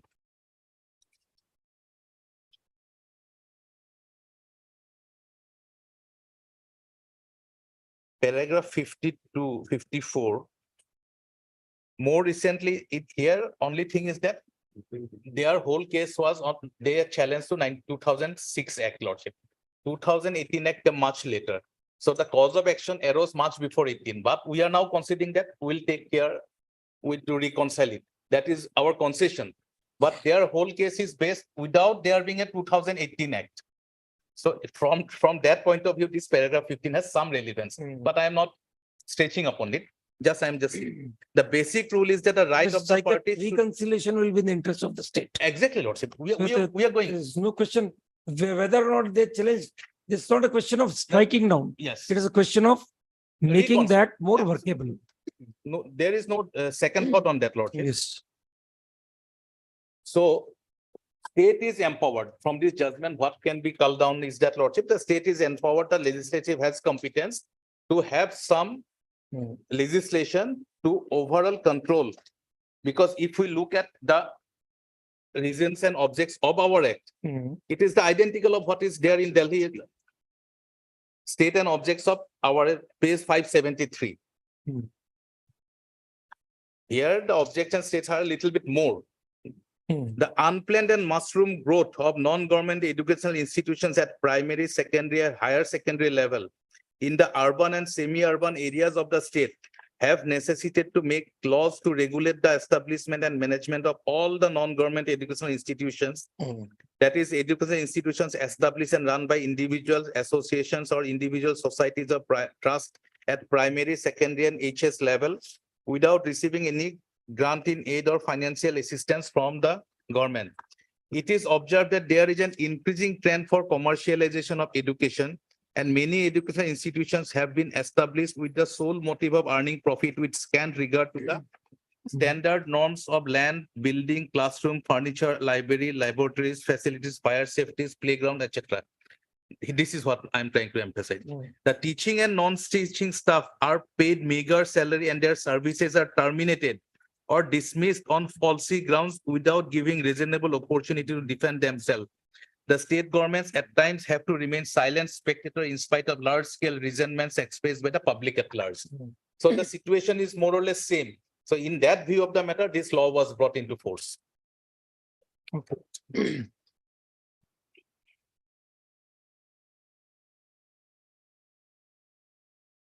This judgment then 2009-7 SCC page 751, Modern Dental College versus State of Madhya Pradesh. There are two cases of Modern Dental College, one of 2009 and one of 2016. 2009, the relevant paragraphs will be, Lordship, 6, 10, 13, and 15. How the government can devise the mechanism to control the schools, private institutions. And 2016, volume 7 SCC, page 353, Modern Dental School Hmm. Modern Dental College versus State of Madhya Pradesh.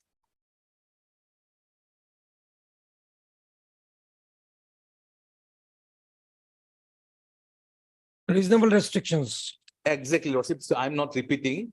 So these two judgments very clearly lays down that ultimately the interest of the society has to be protected by the state. Okay. These two judgments. Then regarding inspection, the inspection power, 2013 8 SCC page 271. Yes.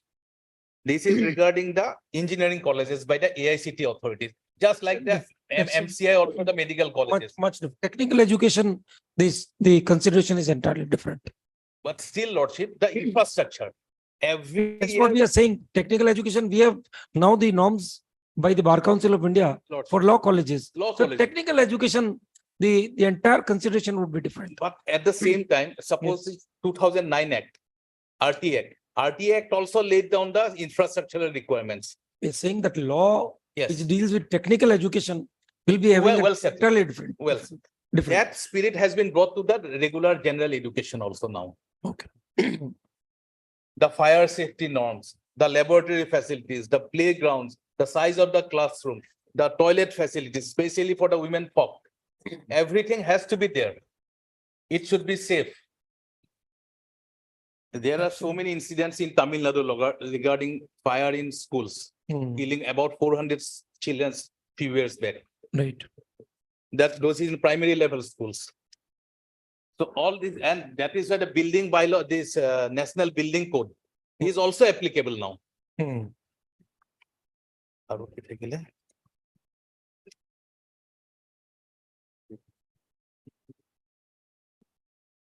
2021. 2021.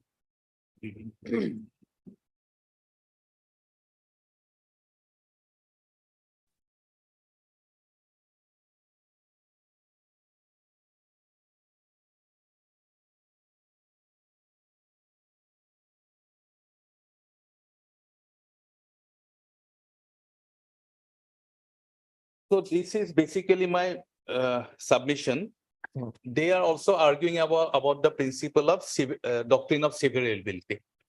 No doubt on that. These are settled principles of law. If they are challenging the whole act and the act is sustainable, they may look for some tweaking of some of the provisions. Yes. So that I am also agreeing, and there is no quarrel on that. But generally speaking, the power of the director, some face has to be there of the government. All this act in UP, even the inspector was given that authority. But ours is, Lordship, little bit higher, the director. And director is not the sole authority. Whatever final decision he will have to take, it has to be taken by the state of Assam. The most critical area where the state have to control is that if they are violating all the norms of this act, then the school has to be closed down. That closing down power is not with the director. It has to be issued by the state of Assam. So that is number one. Director's whole action is guided by certain principles, certain parameters laid down in the act as well as the rules. He cannot do anything beyond what is stated in the rules. Number three, regarding the fee structure, a detailed act is already in place. If there is any conflict, that can be creased out. We can iron out those creases. Registration. It is mandatory because we have to monitor, we have to know which are the schools functioning in our Who is state. carrying out the educational activities. Exactly. We have 28,000 LP schools. We have the complete records with us now. We must have this non-government, non-aided, non-minority institutions. That also we must have. And their own bylaws says that it has to be a recognized. That bylaws says, I placed it the other day, that the CBSE bylaws also stipulates that they must have the recognition of the state government. Yes. In our written argument, I will repeat that. Mention it there. 2.3.4. Recognition from the respective state government. The school seeking affiliation with the board shall submit formal prior recognition certificate from the concerned state educational department as per extant rules and provisions contained in RTE Act. So to get the recognition certificate for which they are eligible to get the affiliation under the bylaws of 2018, they must have this certificate. For that purpose also the registration is mandatory. Unless and until they register, why should the state government issue the recognition certificate? 2.3.5 Is further there- states. Is there any other provision for grant of recognition by the state?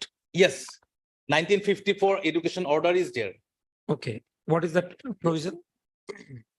Is there in the rule in this book? I doubt that, Lordship. What is that provision? Can we have? I'll give it. Yes. Recognition of school. Hmm, This is a 1954 education order. hmm. So before all these enactments, this was governing the field.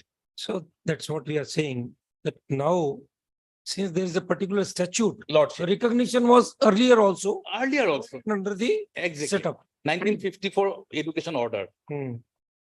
And what they are trying to say that 1961 Act, then 1974 Act, all these acts are basically governing the government sector schools. Hmm.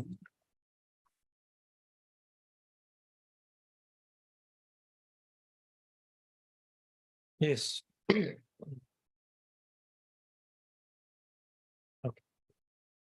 So this is basically my arguments. If anything is to be required after We will hearing give them, you the Lordship, opportunity. Lordship will We'll can give tell you them. Definitely. Deeply obliged, Lordship. Yes, please. And we'll submit a detailed written arguments, Lordship, in short. My lord, there were few judgments brought on record today. Ms. Nair, Lord, you are arguing on behalf of these schools other than the CBSE my lord, schools. CBSE schools also are there, but my senior So, has, my lord, For, dealt with for, that. for the timing, Lordship, let us take the case of schools which are not affiliated to the CBSE. CBSE. Now, my The lord, repugnancy is with which law? the repugnancy, my lord, there are two things. Yes. One, we are existing schools, my lord. When this act came First, into- first argument, Mr. Nair, repugnancy with another law, Article 254. No, I'm not on repugnancy. Repugnancy would come in for CBSE schools. Okay. For the So- state schools, it will not come in. So what is your My argument? case is, my lord, Yes. when we file this writ petition, Hmm, the power to determine, my lord, there are two aspects here. hmm, My lord, one is infrastructure, teachers, hmm, and fee. hmm. My lord would see the act, it, my lord, basically deals with provisions are there not to make profiteering, to see to that the, my lord, fees are properly done. Hmm. Who will do it? It will be done by the director. Hmm. We said the Supreme Court judgments as it stood till that day, this can be done by only a committee constituted having the honorable, a judge of this honorable court. That retired is for judge. fees. That is Fees. only for fees. Fees. My lord, I'm coming to that. Hmm. The whole act, my lord says, is basically on fees. Okay. I'm coming to that. Hmm. Your grievance is limited to the extent of No, fees no, only? I'm going a little further, my lord. Yes. Now, what is this act for, my lord? Hmm, What is this act for? hmm, My lord will have to keep TN Pi in mind, my lord. Hmm. TN Pi said, you 19(1)(g) power is there. Regulation can be minimal and that too through affiliating agencies. Hmm. Government should not come in. Hmm. Now, what is the government doing here, my lord? I'm an existing school. I am running under the PM Pi, Mr. Nair, has been explained thereafter by so many. my lord, it has been explained Judgments, with regard to that fee part, my lord. No, no, no. I'll- Explanation on all aspects. Fine, my lord. Hmm. Explanation on all aspects. With respect to 1906. 1906 restrictions.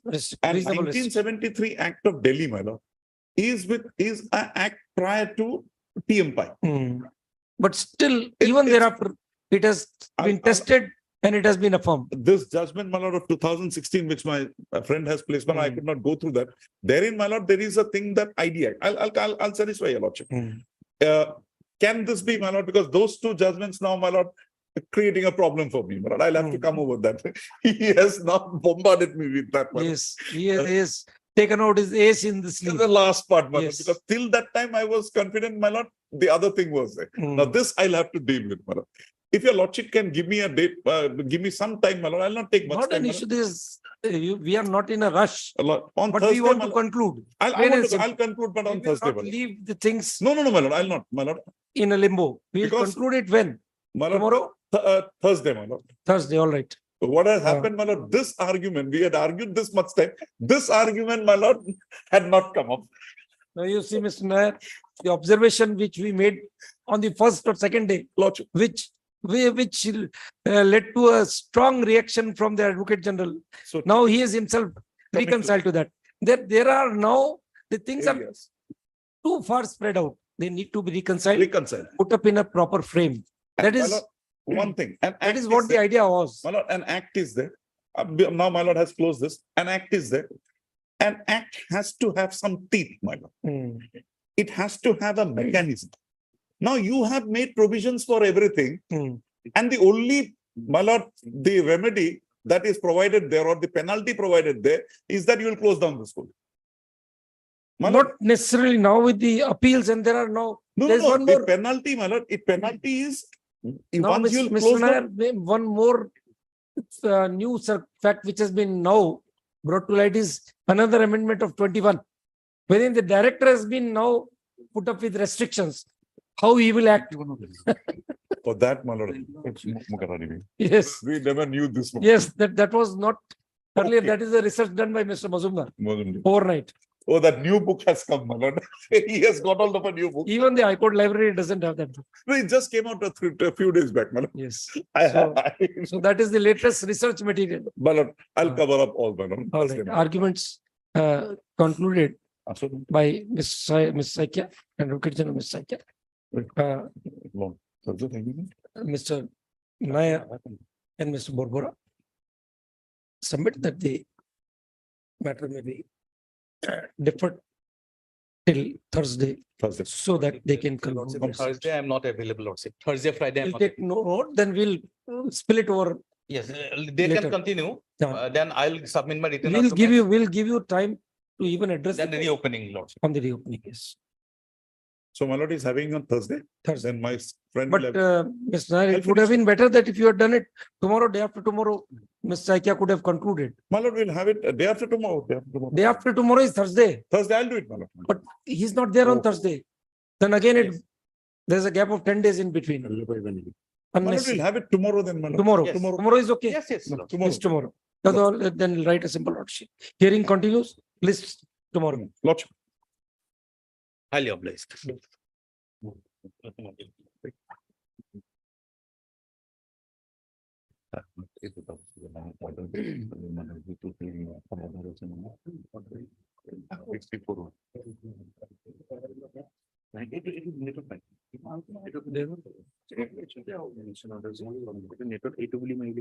Password meter 41.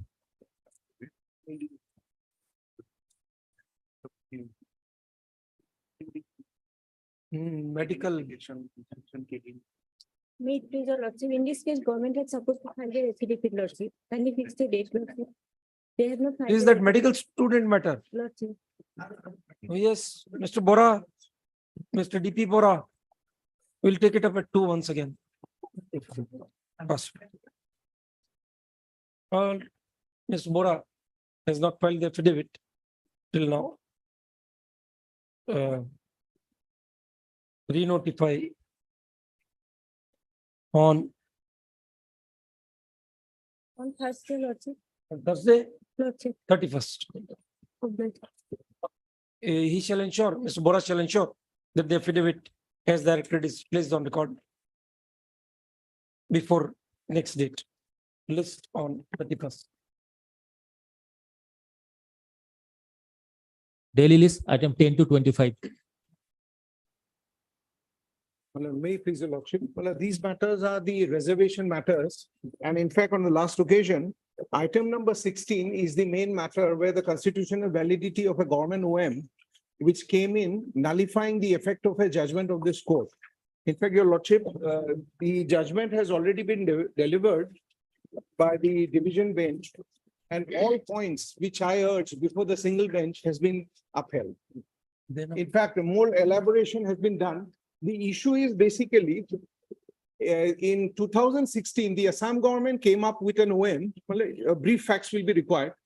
wherein for the first time, the benefit of merit was denied to the members of the SC and ST. And these offending clauses were challenged in this court. And the lordship in WPC 363, item 16, if I may take your lordship to the operative part of the order. Item 16 to find them. Yes, Lord.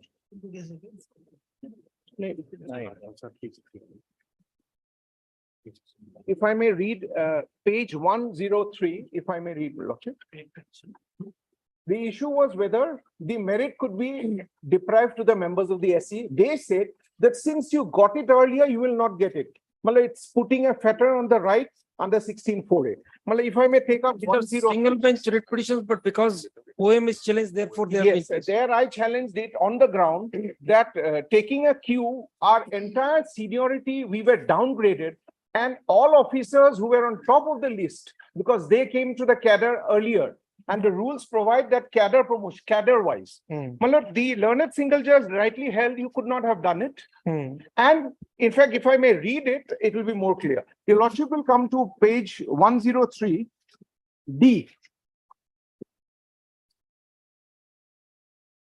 Can I read it? Just hold on.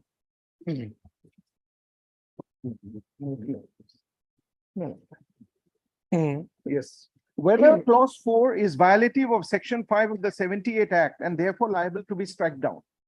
Clause 4 of the offending office memorandum provides that in a given situation, when the percentage earmark is achieved, but some reserved category candidates whom on its own merits are entitled to promotion, his and her promotion shall be considered on merit, subject to the further condition that the said person has not gained any seniority by way of accelerated promotion. Thus, from a reading of clause 4, it is clear that the consequential seniority is withdrawn for those persons in the SC or ST who are eligible for promotion on merit, but has got accelerated promotion. The said clause nowhere declares that the policy of consequential seniority shall henceforth not be applicable to all the promotion made under section 5 of the 78 Act.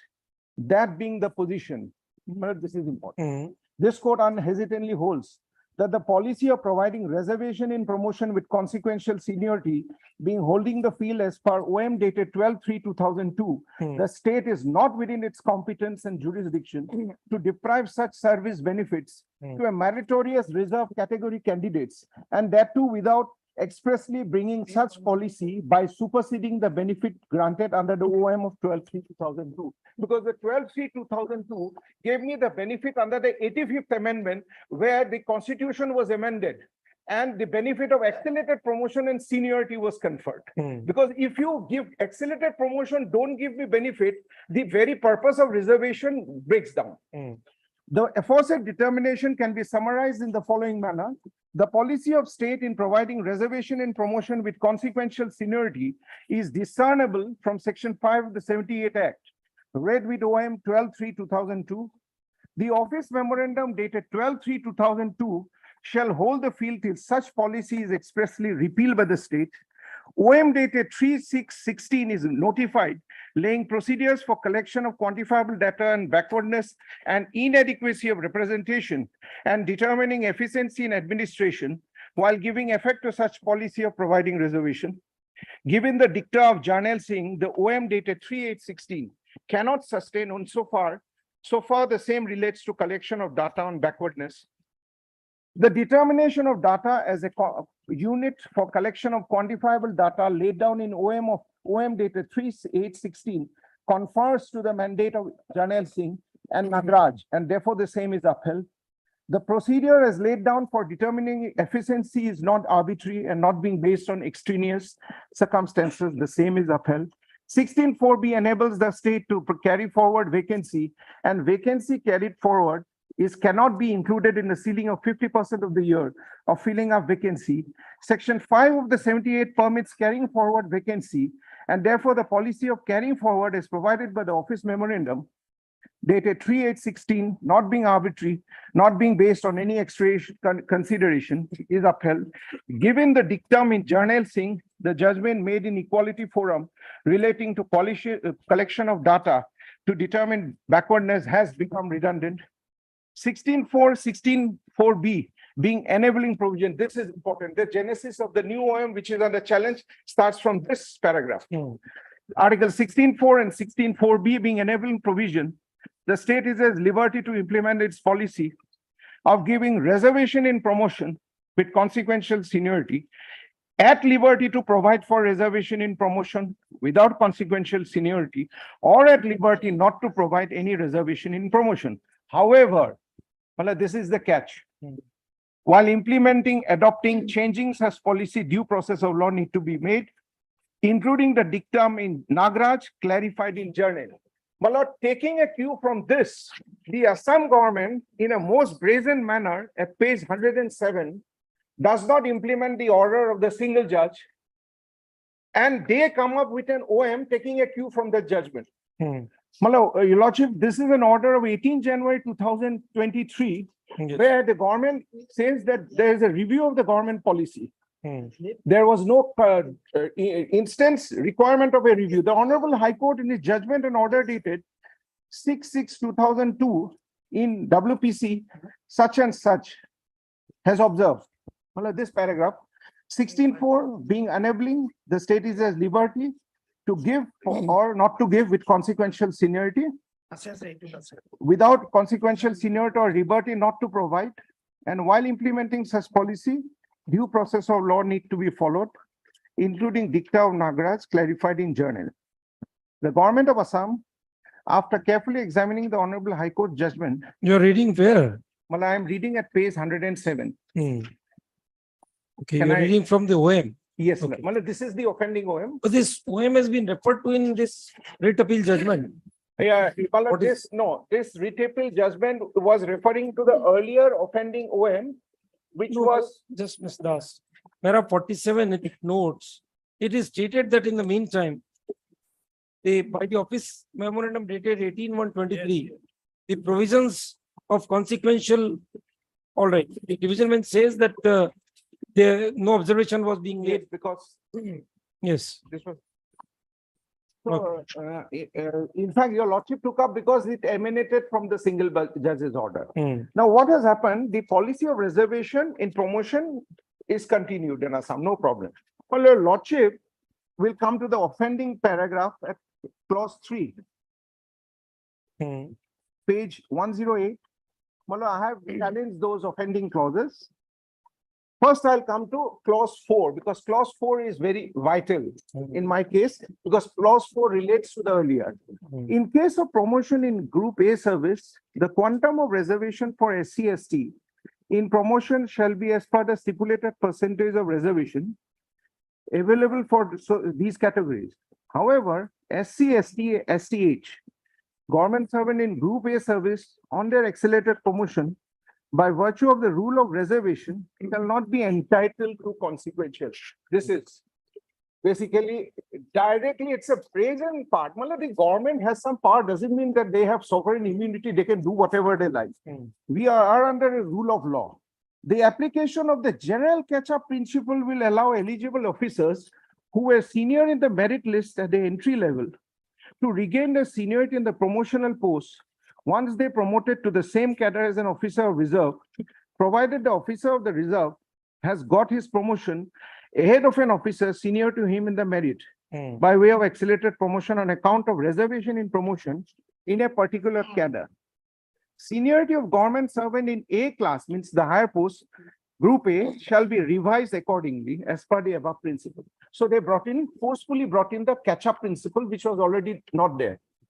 Further, an officer promoted from B to A will also regain his seniority in Group A on promotion vis-a-vis his compatriot in Group B, provided that the officer was senior to the reserve officer in the particular Group B prior to his promotion of the reserve category officer. Whether we have received the affidavit of DOP?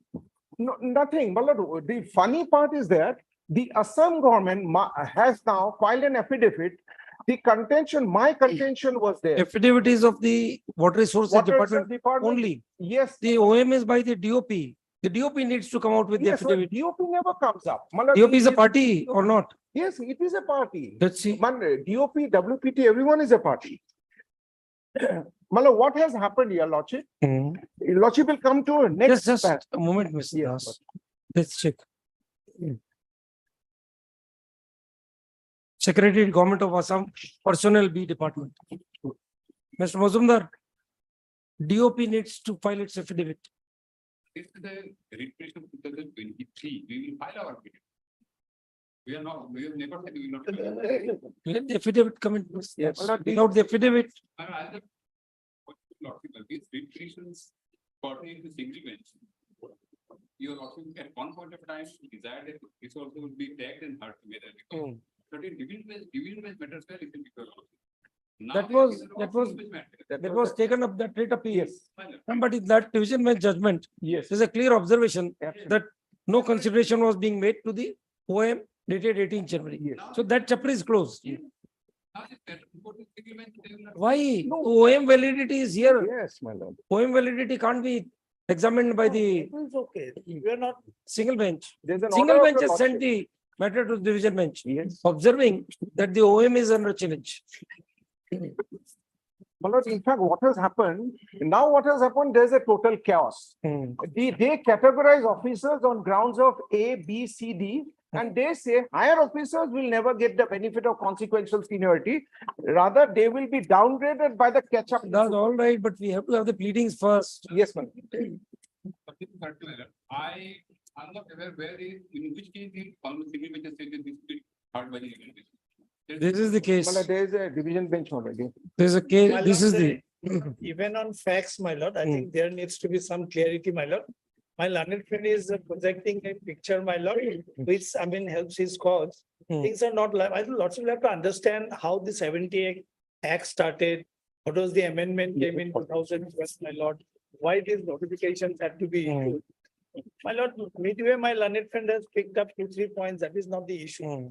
Issue is, my lord, whether consequential seniority, my lord, as a matter of right, some reserved category candidate can claim. That is the basic issue. And my lord, there was an order passed by the honorable court. If your lordship would kindly come to page 105 for a moment, my lord. See the judgment which my learned friend- Just a moment. We just want to find out in what context matters were listed before the division bench. before the other division bench, not this division bench. my lord. No, this division bench. My learned friend mentioned the matters. That's why. Malad, I mentioned the matter on the ground that the constitutional validity of an OM was challenged and your lordship in March. But then you consciously filed the matters before the single bench, whether it is a statutory OM or what. Let us. No. Then, Malad, it is. then why is it required to be considered by division bench? Yes. Since the lordship wanted to hear on the ground that it emanated from an order which was nullified by a subsequent OM. Your lordship wanted an order, and in fact, in March of 2023, your lordship passed a positive order in presence of all the parties. Which My order? learned Let us see. friend was also- Let us see the order. But this is an order of 3/3/2023.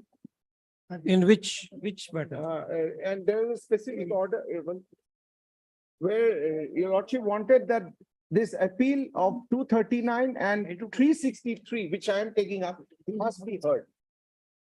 And this 239. Oh, that is in writ appeal 46. Yes. We understand. Yes. and But now that 239. writ appeal has been decided, Yes. so then why we are required to hear these single bench writ petitions in division bench? Because I had brought in the lordship wanted to bring 363 on the ground. That your lordship says that since it emanated from the single judge's order. Oh, that which was nullified- IV Cohen is over now. Malad? Yeah, and IV Cohen is over. Malad, IV Gohai is over, but Yes. on the fact that the single judge's order was nullified by an OM, lordship wanted to hear it here.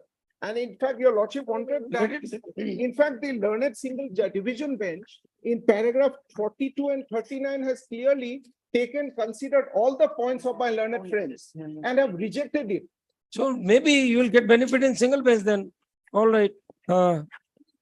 These matters were, this bunch of writ petitions was filed before learned single bench.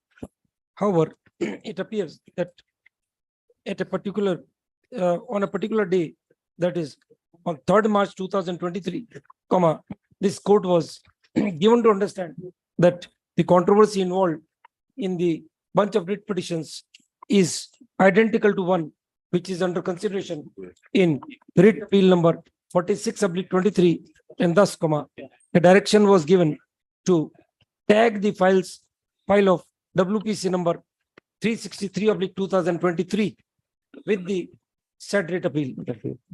Full stop. In the intervening period, writ appeal number 46/23 was heard in isolation and has been individually heard and has been decided by judgment dated 10/8/23. Full stop. On a careful perusal of the record, it transpires that the OM dated 18 January 2023, which is subject matter of challenge in these writ petitions, is not a statutory OM and has been issued by way of an administrative excise. Thus, there is no requirement to hear these writ petitions in the revision bench. The matters shall be listed before the single bench concerns. Affidavits are still awaited. Yes, just before single bench.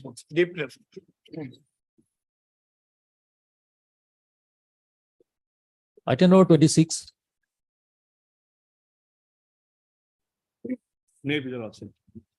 So this is the case where our settlement of a fishery was interfered with by the single judge on the ground at the behest of our petitioner, who was the highest bidder otherwise, on the ground that the ground taken by the government for his disqualification, that he was a defaulter, cannot be proved from perusal of the records. Now, therefore, we have challenged this appeal by bringing a document to indicate that he was a defaulter, and that is now properly established. If a lordship will see the IA 3802. Zakir, IA 3802. We were settled with the fishery lordship, and he had challenged it, saying you were settled. What is the status now? Status is now he is running because my settlement was interfered with by the learned single judge on the ground that the ground taken by the government that he was a defaulter in the evaluation could not be established by the government. What have you tried to project in the IA?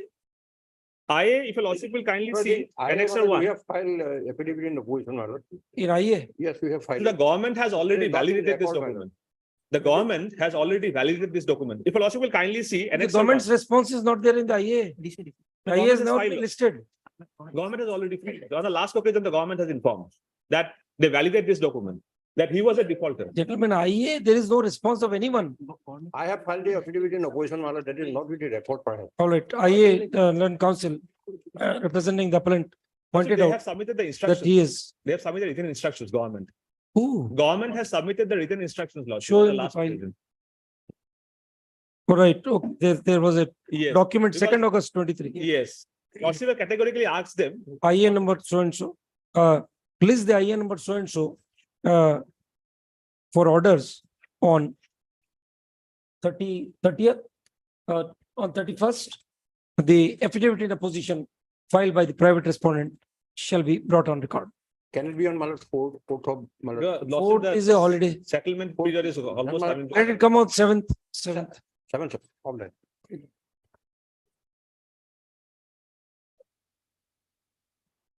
Item number 27.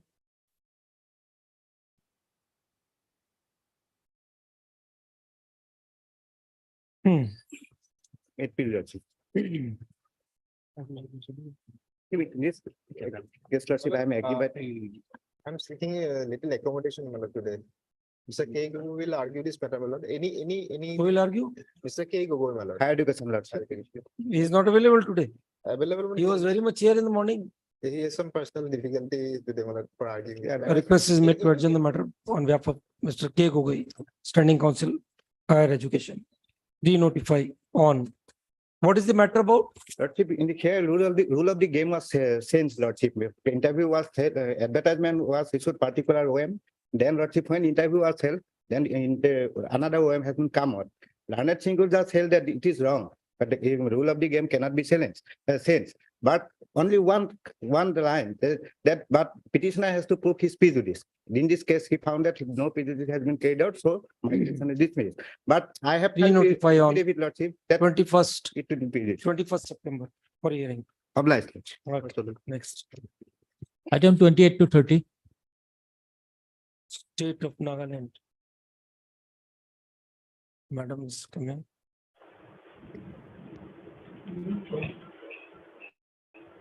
Hey, these are fresh matters. They were listed in hearing category. Jackie, how they have been listed in hearing category? They are fresh matters. Yes. No, Yes. at meeting last time. But we already directed list for hearing on 29th August. Everyone is there for respondents? You are for whom? For the appellant. Yes. Who's there for the private respondents? Mr. S. Datta was there on the last date. You are his associate. Yes, sir. Are you prepared to argue the matter? My senior will come. When? All right, we'll take it up at 2, Mr. Malgopal. Okay. All right. Awesome. Why name of council is not there? They call this. Anyhow, we'll take it up. Okay.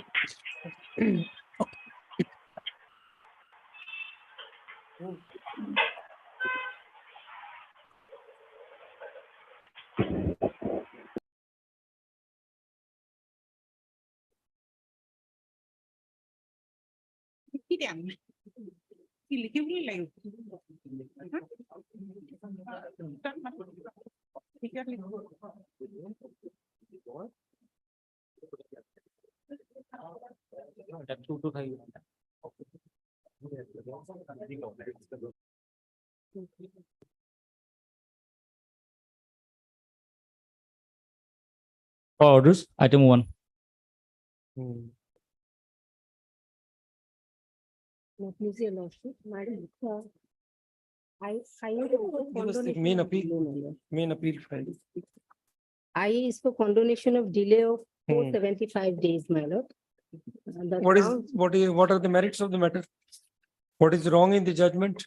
Judgment, my lord, here, my lord, the honorable single judge, my lord, considered only one aspect regarding. Single judge considered one aspect. Yes. But what about the division bench? My lord, upheld the judgment of. So in the division bench, the single bench judgment has been merged in the judgment of the division bench. Yes, my lord. Then So here. what is wrong? The petitioner's case was, the matter released to compassionate appointment. Yes. Here, the petitioner's case was rejected 3 times on 3 different grounds. My lord, he had submitted his. We are not in appeal, madam. We are not in appeal. What is the error apparent on the Error, face my of the lord. record? Yes, my lord, because the only one ground has been, my lord, discussed. The other grounds have not been discussed. In with the which, judge. in which order? In the order of judgment of the honorable single judge, my So lord. we are not reviewing the order of the single judgment, madam. And the Division bench, whatever was placed before the division bench, it has been considered. Yes, my lord. Then what is wrong in this division bench order? My lord, the honorable division bench did not interfere with that order, my lord. Yes. Of the honorable single Let us judge. see the grounds of appeal. Yes, my Whether lord. you have said that 2 or 3 of the grounds were not considered. Yes, my lord. Read. Grounds, my lord. Read. Yes. Read appeal file then. Grounds Whatever. at page 10, my lord. I'm reading the ground B, my lord.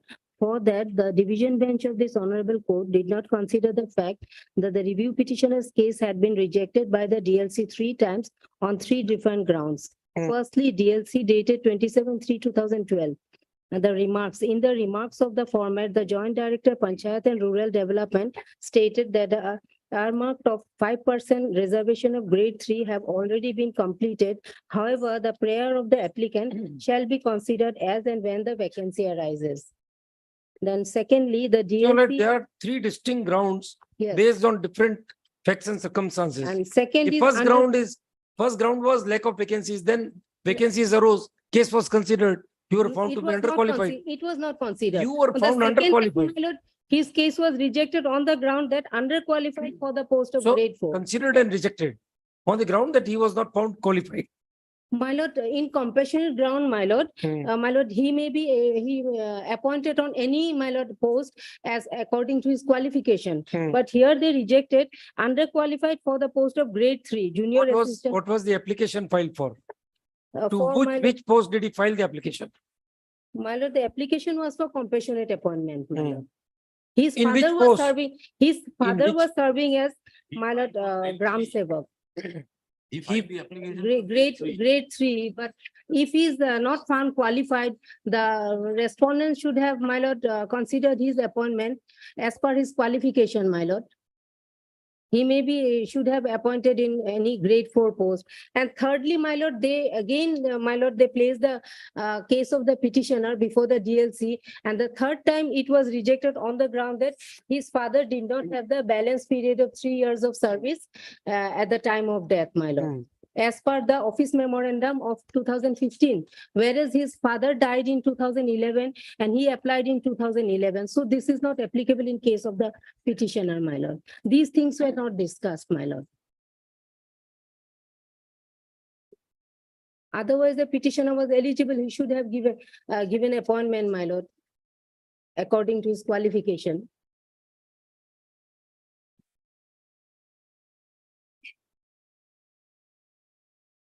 Where are your grounds of appeal?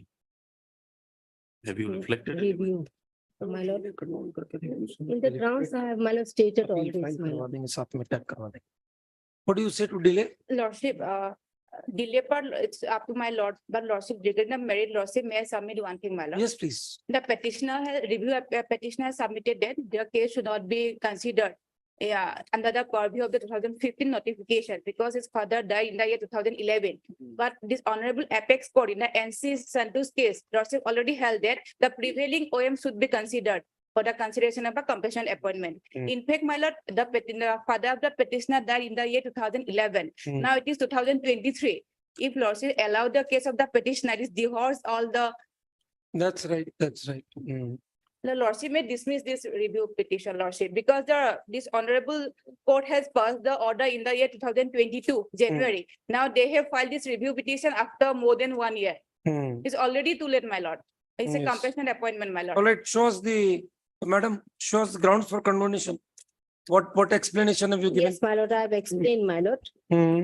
This is because of the communication gap between the council and Communication the gap. petitioner. Every order is uploaded on net. He's a literate person. My Every lord, order is the uploaded petitioner on has net. become, my lord, he's so poor, he is now, he sells vegetable, my lord. So, my lord, his Vegetable selling condition- doesn't So, my mean lord, he- that the person is not aware of the procedures. Your lordship may kindly see the ground, my lord. Yes. At page 6, my lord. May I Yes, read, my lord? That definitely. the counsel for the applicant did not inform him about the apostate judgment and order dated 4/1/2020. It's very easy to say so. Yes, my lord. Madam, So is the applicant had an duty impression, my duty lord. of the litigant to remain cognizant of his litigation and the briefs or cases which have been filed in the court. You just can't lay the blame on the lawyers in this manner. My lord, he had an impression that the. his That counsel impression will- is, My lord, he has no basis because the orders are uploaded on net. If he had checked on the internet, it would have become clear that the judgment had been passed. Because he was dependent upon his lawyer, my lord. No. So, my lord, the council did not. You were the inform him. counsel. Only he came. You were the counsel. I am the counsel, So my where lord. is your affidavit that Only- you didn't inform? Only, my lord, I lost his contact number. No, I no, also no, wrote a letter to nothing. him, but that also was No. returned back, my lord. Nothing. So when he came to Guwahati, my lord, and met me, my lord, only No. then he came to know, my lord, about You, it. then And you were immediately required I filed the you review. were required to file an affidavit. Probably you will be prosecuted in the bar council if you do so.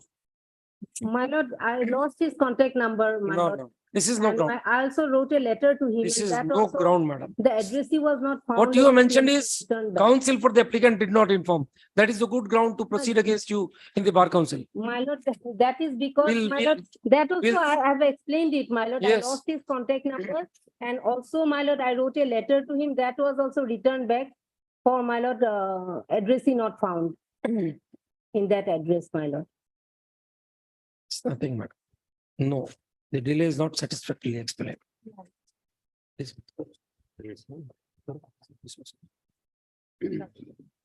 Heard, counsel, all the parties, this I has been filed, seeking condonation of a delay of 475 days. 475 days in preparing the review petition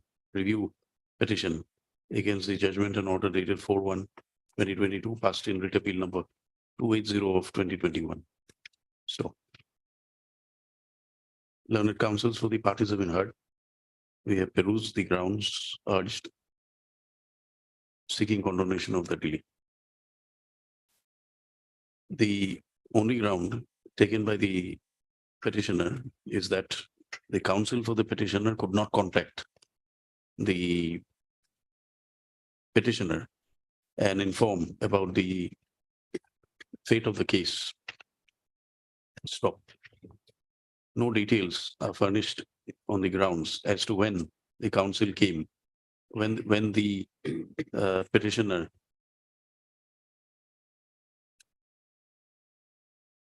when the counsel had made attempts to contact the petitioner and when was the letter issued and posted, etc. Orders are approved. The petitioner.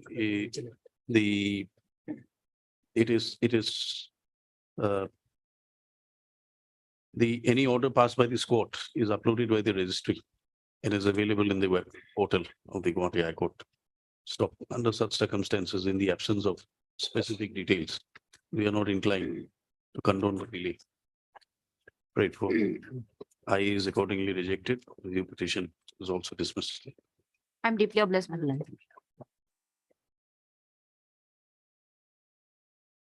Item number 36, fix at 2. I have the citation. That judgment, my lord, Union of India versus Kushala City. Yes. Singhi. Para 28.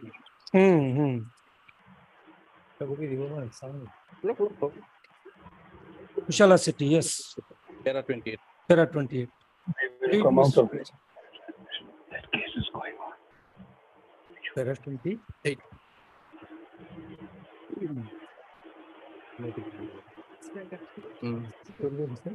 Para 28. May I read, my lord? Yes, Sir, yes, it will be please. opportune to mention that NHAI is a professionally managed statutory body having expertise in the field of development and maintenance of national highways. The projects involving construction of new highways and widening and development of the existing highways, which are vital for the development of infrastructure in the country, are entrusted to expert in the field of highways. It comprises persons having vast knowledge and expertise in the field of highway development and maintenance.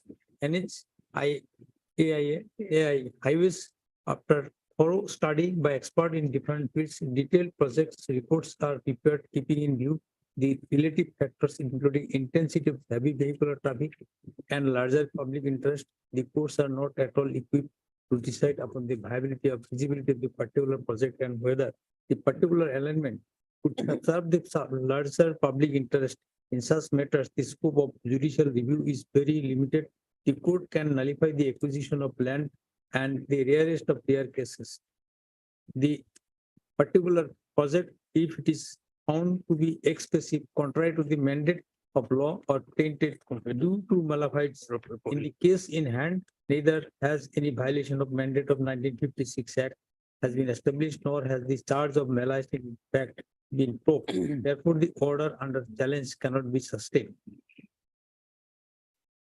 My lord, yes, my lord, my submission in this case that there was an meeting of the stakeholders, and there was two options, option 1 and option 3. Option 1 was through the my lord, outer side of the forest land where there is no my lord, plantation. Yes. But option 3, which passes through the my lord, villages of the where population density and the my lord, there has been, it is their record that 650 buildings were likely to be demolished, my lord.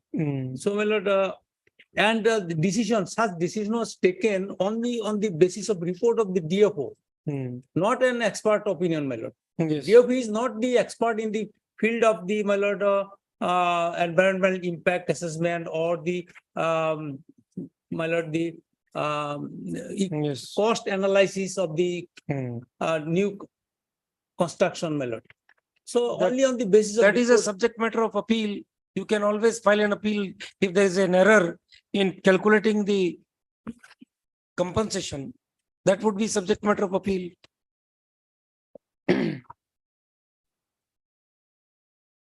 There's no scope, sir.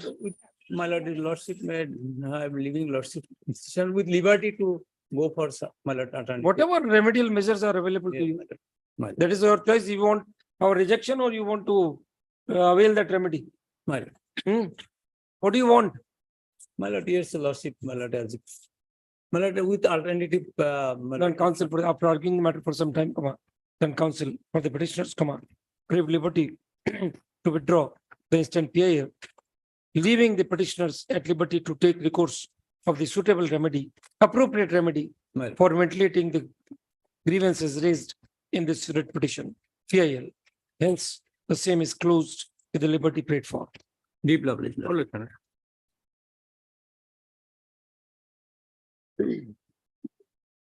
Item number 28 to 30.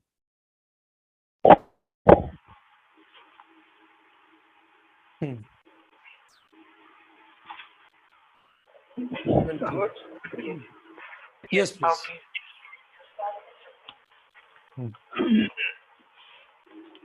Okay. Please, madam. Yes. My lord, this is the matter in which results had to be declared of the class 4 employees. Yes. And for some reason or the other, since the documents were not traceable, details of which I shall furnish, we could not actually produce those documents at a belated stage. So the learned single judge declined our request when we explained the difficulty.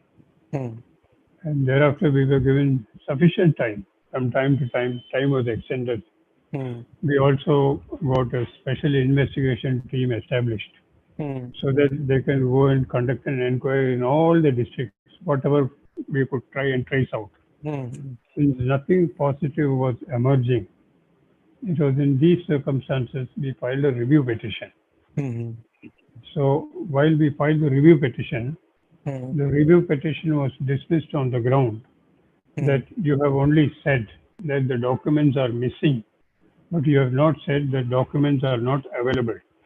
Incidentally, in the review petition itself, at page 153 of the review petition, we have categorically mentioned that we have made all the searches and none of the documents which we are seeking are available with us.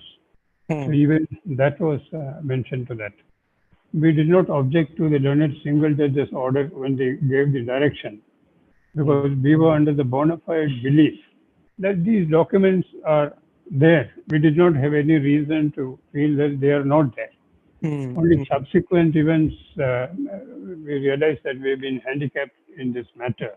And that is why we were constrained to approach this honorable court by the present petition. Now, as far as the present petition is concerned, my lord, a judgment was passed regarding another set of people who had also challenged this advertisement. That is a petition which was filed in 2013. In 2013, my lord, in that petition, they passed an order. What is that page? Page 74. But tell the court that to take up item 30. Pardon?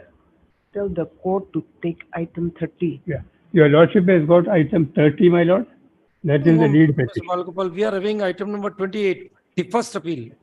In fact, our lead petition even last time was 30, which is appeal number 81 of 2023. It was renumbered. 30 then. My lord, I'll request to take the item 20. readable. Ms. 70. Valgopal wants to refer to. You know, only thing I have three matters, but I have this file with me. The two words, my lord, is not traceable, but it is my library, I'll get it. But then I have this 79 of But 2020. he find himself to be hampered in referring to the other record. What can we do? We can't force him. Then no, you argue from 28. My lord, in that case, your lordship, give me just 2 days time. Ms. Valgopal, Mr. Datta doesn't have the files of serial number 30 with him. He says that he wants to argue from file of writ appeal number 79. So what to do now? Then we'll have to defer. Very short accommodation. I leave it here.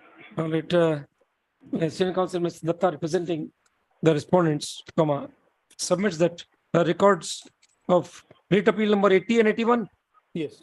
are not available with him today, and thus he seeks a short accommodation. Is Ms. Dakir, the original records have come from Nagaland of everything, the writ petitions and everything. Not only the review, the writ petition records will also be required. WBC? Okay. Re-notify on. You are coming to Guwahati on what date, Mr. Valgopal? Around 5th of October. We'll post them on 5th of October. Please, madam. This will not take much Just time. one minute. Yes, sure.